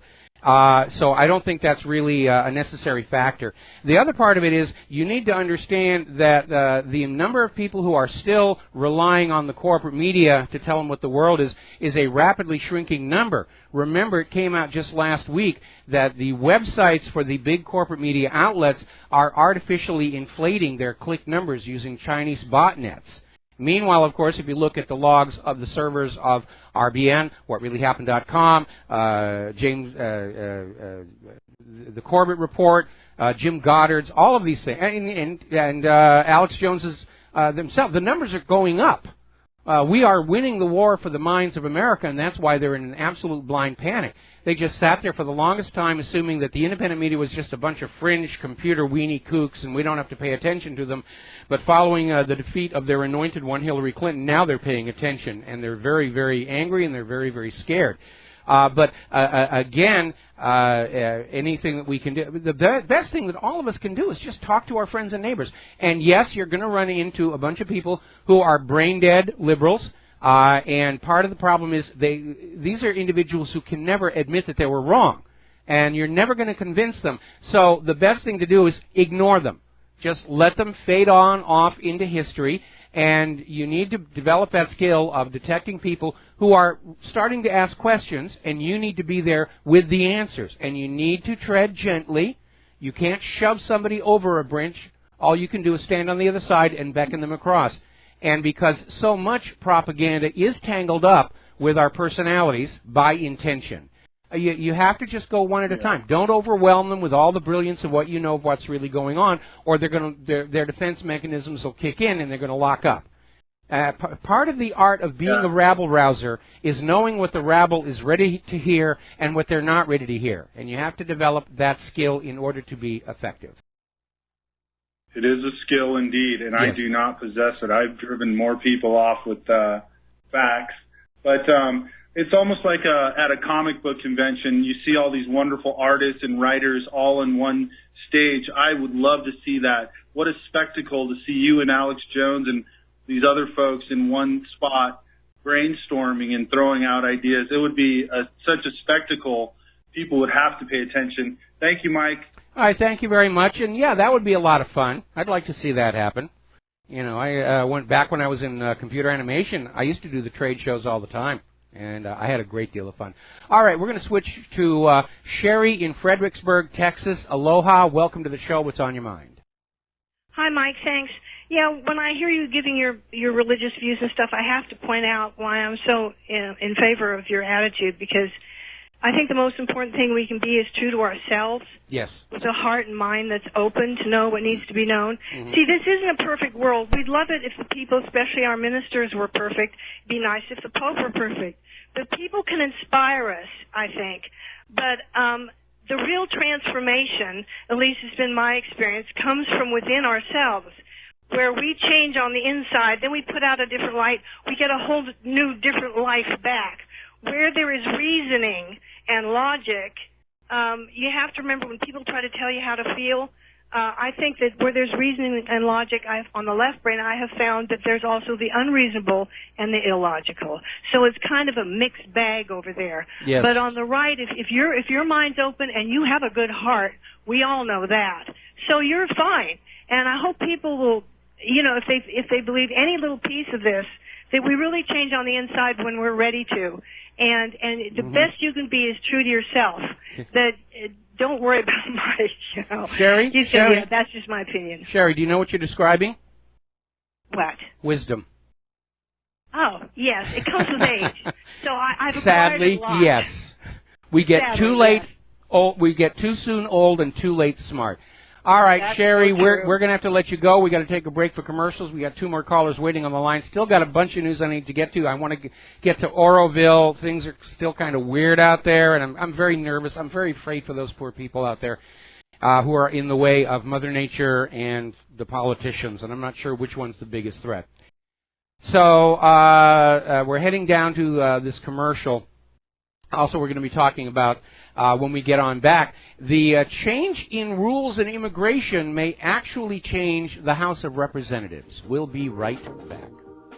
And aloha, America. Welcome back to the show here. Now, we're already aware that there is a huge brouhaha going on over the issue of illegal immigrants voting in last year's election, with the political establishment saying couldn't possibly happen, only the Russians can interfere with our elections. But as it turns out, the illegal immigrants are able to influence our politics in the favor of liberals without even voting, just by simply being there. Because when the population is counted for the purpose of establishing districts for the House of Representatives, the illegals are counted. And as it turns out, there is a bill that is being introduced. It's going to be a constitutional amendment, which means it's going to need 3/4 of the states to ratify. And it's being proposed by Representative Steve King. And it will simply say that non-citizens are not to be counted for the purposes of drawing districts for the House of Representatives. And if that were to go forward, California would lose 4 seats in the House of Representatives. Now, to me, this is common sense, and I imagine that it is only through oversight on the part of the Founding Fathers that this was not included in the Constitution to begin with. But I can imagine the Founding Fathers viewed that anybody who came to this country was going to be a citizen, and there wasn't going to be a giant population of people who were in limbo. But I think this is something that definitely needs to be there, because look at what happened with ancient Rome. They just let everybody in, everybody could vote, bread and circuses, and the whole place came crashing on down. All right, let's take some phone calls. Linda in Massachusetts, aloha. Welcome to the show. What's on your mind? Hi, how are you today? I'm fine. Hello? Good. I am promoting for the 24th of February, and I picked that date because it's a Friday, and Claire will be hosting the last hour of your show. Promote a National Day of Prayer for the people, or just positive thoughts from folks that don't pray, for our president, to protect him. And I'm going to try to contact as many alternative radio hosts, and just wanted to mention it to you, Mike. Okay, and that'll be on the 24th, and I'll be sure and let Claire know about that. On the 24th. Thank you. Okay. And I'll call her, and I'm going to call the other hosts, and I just wanted your audience to hear about it and think about it and participate and spread the word. All right. Well, certainly we'll do that. Now, I think positive thoughts about Trump pretty much every day. They're not all positive, but about 9 out of every 10. So do I. Okay. So do I, but I think he just needs to hear it from us, that we're on his side, got his back. That is very important, and that is why you should get on Twitter and on all of the various White House and Real Donald Trump feeds and post positive thoughts, because there's literally an army of people out there trying to flood social media. And we have to overcome the censorship that the social media is doing to try and block people who are praising Donald Trump. This is a full-court Bex alert in terms of the establishment. Absolutely. All right, well, Linda, thank you very much. Michael. We're going to let you go here. And I'm going to leave the next phone call until after this next commercial break. But meanwhile, apparently, there was a professor over at Orange Coast College who claimed Donald Trump's election win was an act of terrorism. And apparently a student recorded that and put it online. The student has been suspended, not the teacher, and told to ordered to write an apology for taking what this is what they're teaching in the universities and colleges. Donald Trump's election was an act of terrorism. Is that what you took out $66,000 in student loans to be told? Aren't the kids supposed to be in college so they can acquire the job skills so they can eventually pay those student loans back? I don't think college professors in non-political classes should be allowed to be political. I certainly wasn't when I was teaching. I refused. All right, we're going to take a break for commercials. We'll be right back. And aloha, America. Welcome back to our show here. And before we take to the phone call, just a quick reminder, our fearless Commander-in-Chief, John Stadmiller, is finally dealing with his bug. He's going to be back on the air live immediately following this program, and everybody's saying it's going to be good. He's going to be doing a great show, so please make a point of staying tuned after my program. You won't be listening to reruns. It will be live, and he will be on fire. Let's go back to the phones here. Rob in Chicago, aloha. Welcome to the show. What's on your mind? Hi, Mike. Yeah, it's good news with John. I talked to him the other day, and he sounded really just terrible.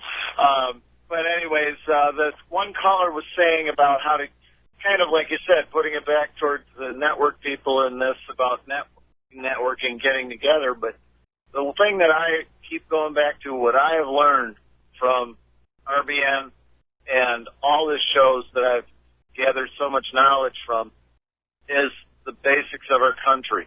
And I had somebody, and I'm sharing that with people. John knows about this. I have a good base of people that are, I'm educating them by just doing what I'm doing. And then yesterday, somebody came up to me or was talking to me, and he said, "Do you have any quality, good news feeds that I could, that I would get some information from?" So I made a list of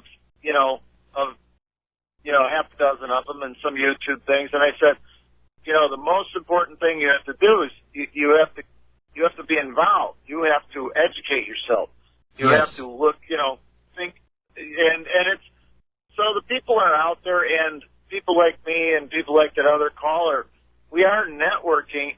We're all against the same challenge. This is a snake pit right now. Yes. Everybody agrees with you, Mike, about the fact that a civil war is looming very badly if they can't get under control all these, rats, cockroaches, and all the other, spies that are in the White House. And thank God Chavez is involved now to call for, an investigation. Start prosecuting some of these people. Yes. And they'll just shut up. People understand that we stood back and let Obama's government regime, however you want to put it, do what they were going to do for 8 years. Well, hold it. And It wasn't just Barack Obama. This has been coming on for a great many years. Some of these executive orders that we're planning for a transition of our nation into something go all the way back to the Nixon administration. But it really began to take off, again, 30 years ago during the Bill Clinton administration, when we began to see this power play. We were hearing George Bush even back then talking about the New World Order, getting rid of the useless eaters. This is, Obama is certainly one of the players, but let's not drop the entire guilt on him. The culmination of it. Well, yeah. It hasn't culminated yet either. If it had already culminated, we wouldn't be having this discussion. Well, I meant he was bringing it to a head, not culminate. The Hillary. Like he was advancing it along, and Hillary. Yeah. He was right. They understand the whole parade, that it's been 30 years of both sides of the same, two heads of the same snake, and and it has to be what it has to be. People have to get educated. They can't rely on anybody else. I'm teaching people just cognitive thinking. You have to think for yourself. You cannot rely on someone else's opinion to justify what your reality is. It can't happen. Well, one of the bad things about Common Core and modern education is they are absolutely not teaching students to analyze, to think critically, to think logically. It really is all about indoctrination. We, the authority figure, the teacher, will tell you this, you will believe it and act accordingly.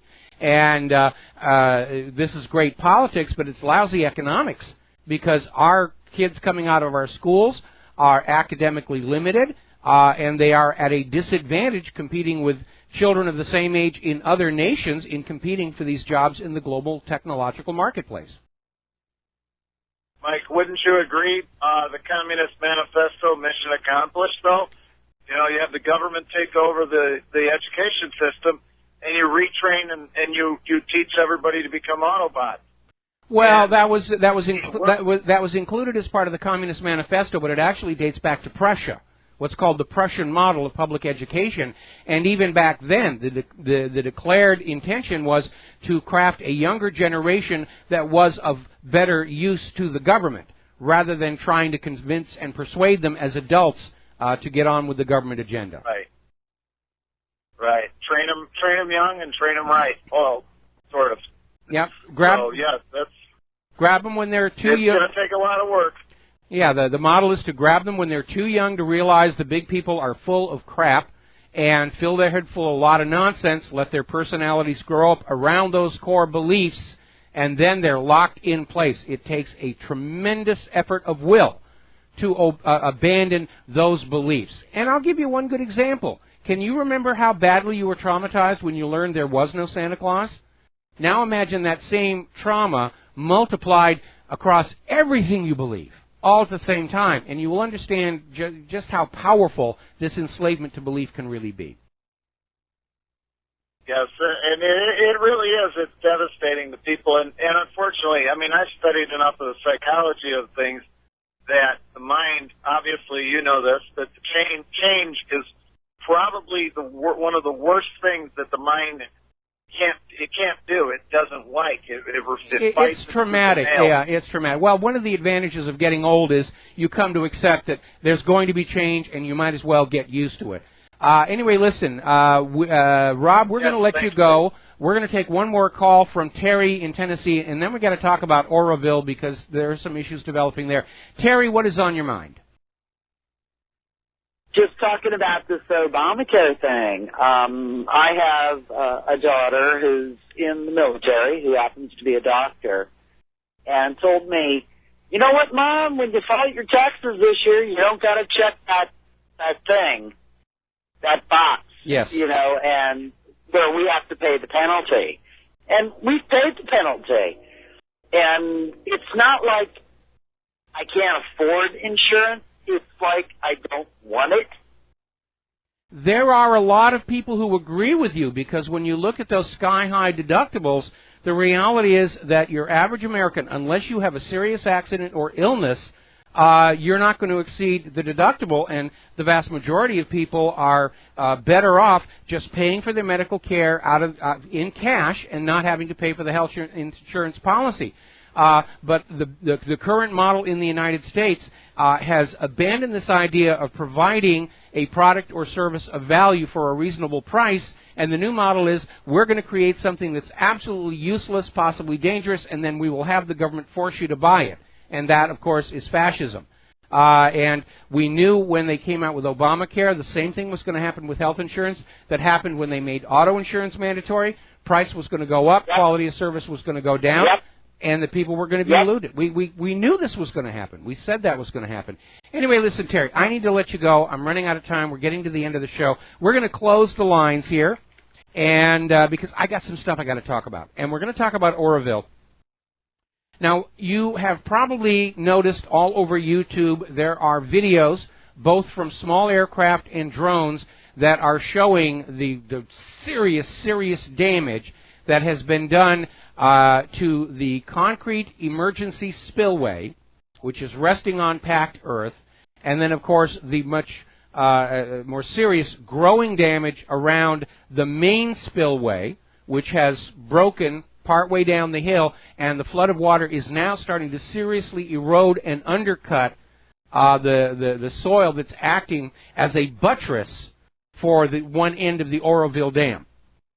And we're still getting all these platitudes about, well, we think the dam may survive the oncoming storms. But apparently state officials are really getting fed up with all those videos showing just how bad that dam is doing, because the Federal Aviation Administration has now issued a ban on the private use of recreational drones and aircraft over the Oroville Dam emergency spillway. And they're saying it's to allow crews to work without interference. Well, none of the videos that I have seen were anywhere near the workers. The only aircraft operating in the area outside the private planes and the drones are the helicopters lugging those rocks over, and I didn't see any videos that seem to indicate a threat there. I think the real issue is trying to contain the reality of what that dam is looking at right now. And they're gambling here. And what we're seeing in the weather forecast is very, very alarming. And here is really what it comes on down to. If that emergency spillway overtops again, we could see further undercutting, because if that emergency spillway were to collapse, there's going to be a flood downstream. There won't be this 100-foot tall tsunami everybody's talking about. That would only happen if the main part of the dam itself collapsed catastrophically, meaning all at once. That would be horrible. But if that spillway collapses, there's going to be a flood downstream. Now, if you look at the Oroville Dam in an aerial photo or Google Earth, it's there in Google Earth, you will notice that the outflow from the spillways goes into the Feather River downstream of the outflow of the power station itself. And that is really where one of the problems is coming from, because all of that debris that was washed down the hill from the emergency spillway and the main spillway is now clogging the Feather River, and the water level behind that clog is rising. We got one report, the power station itself is now partly flooded. So it's serious, and given how many times we were lied to about things like Fukushima, that's okay, a little radiation is good for you. The Deepwater Horizon disaster, that's okay, a little oil is okay for you. If I were living in Oroville, I would absolutely not be gambling my own life on the reassurances from the state officials that the dam is probably going to survive the coming rains. And we all know that the long-range weather forecasts really aren't that accurate beyond maybe 48 hours at most. They'll have the week forecast there because it makes it look like they know what they're doing and they're in wonderful control. But we've noticed many, many times here in tracking the hurricanes that whiz on by our islands from time to time, there'll be a 5-day forecast of where the hurricane is going, and there'll be a cone of error. But that day to day, that far end is just whipping back and forth. And the same thing needs to be understood as being a factor into just how much rain is going to be coming on down. Now, my understanding is the immediate forecast for the next few days, the rain is going to be fairly light, but starting the beginning of next week, they're expecting very heavy rain, and that is a huge watershed that feeds into Lake Oroville and the Oroville Dam. If you are in Oroville or even downstream, I would be keeping an eye on the rain. Even the officials who have canceled the mandatory evacuation are saying maintain your situational awareness. Be prepared to leave rapidly if you need to be. They've already said people who have mobility issues, they're on wheelchairs and stuff, should probably stay in the centers, the evacuation centers. But I think they're trying to keep a low tone on this, and they're hoping that the dam will not collapse so that they can say, well, see, it was no big deal, and we don't need to worry about all the other dams in the United States which are seen as structurally deficient and at risk. And there are, I think, at least 8 of them. But I have a very, very bad feeling. I am hoping for the best. I do not want to see those people in Oroville pay the price for neglect on our infrastructure. But if I were in that part of California, I would have the car already loaded, everything ready to go at a moment's notice. Remember what happened when they did the last evacuation? They didn't issue the evacuation until an hour before the time they thought it might collapse. And that resulted in a huge traffic jam, which meant had the dam collapsed, instead of drowning in their own homes, they would have drowned on the highway, which to me is not really a vast improvement. So given the world of politics, given the world of trying to reassure you that everything is okay, that we didn't misspend your tax money on transgender bathrooms and supporting illegal immigrants when we should have been making sure the dam was okay after people expressed concern following that quake 12 years ago. So they're going to say, it's no big deal, you're just making a big deal out of nothing. And then when it happens, they'll say, oh my goodness, we need a bailout. Now, again, as I mentioned yesterday, the Trump administration has released emergency funds to California to deal not just with Oroville, but some of the other problems caused by their failing infrastructure, such as massive flooding.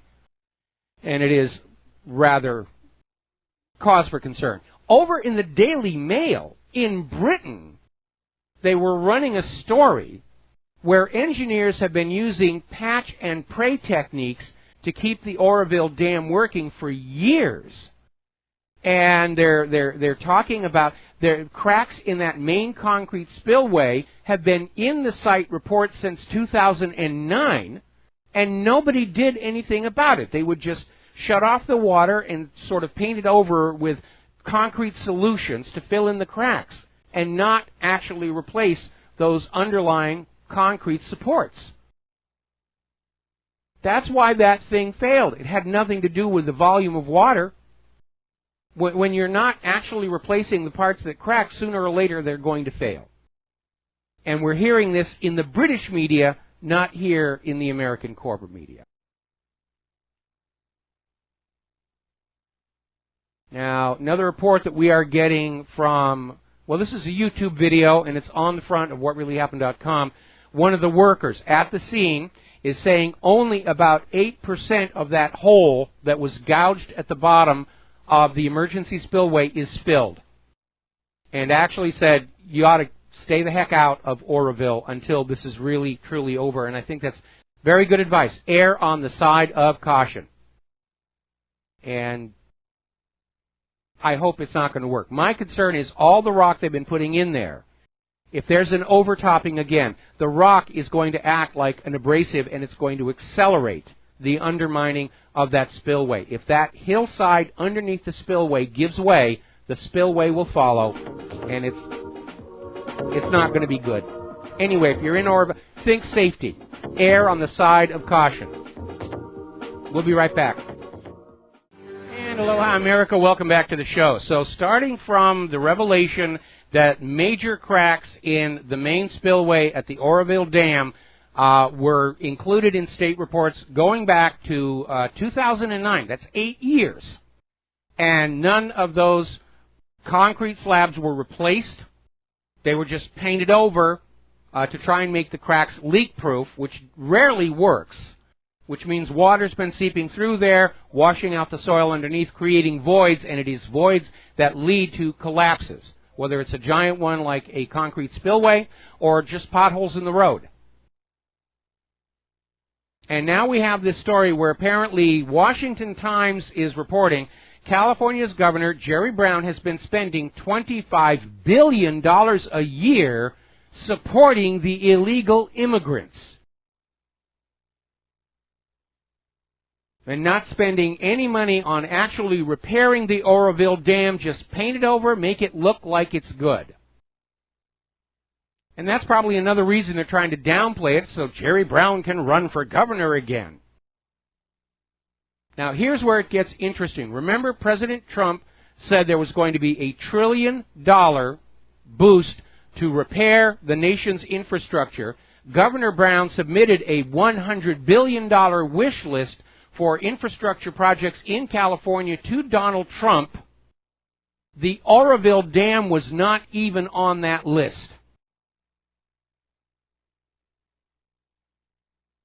Now, again, I hope the best for the people of Oroville and everybody downstream. There's absolutely no question this dam collapsing would be an epic disaster. If it does collapse, even partly, that's going to be the end of Jerry Brown's career, or it should be. Because it's not just losing the city of Oroville, it's not just all the people who are killed or who have their lives destroyed, it's the contamination of the agricultural sector in that part of the state, it's the contamination of the water feeding the freshwater systems going into Los Angeles itself.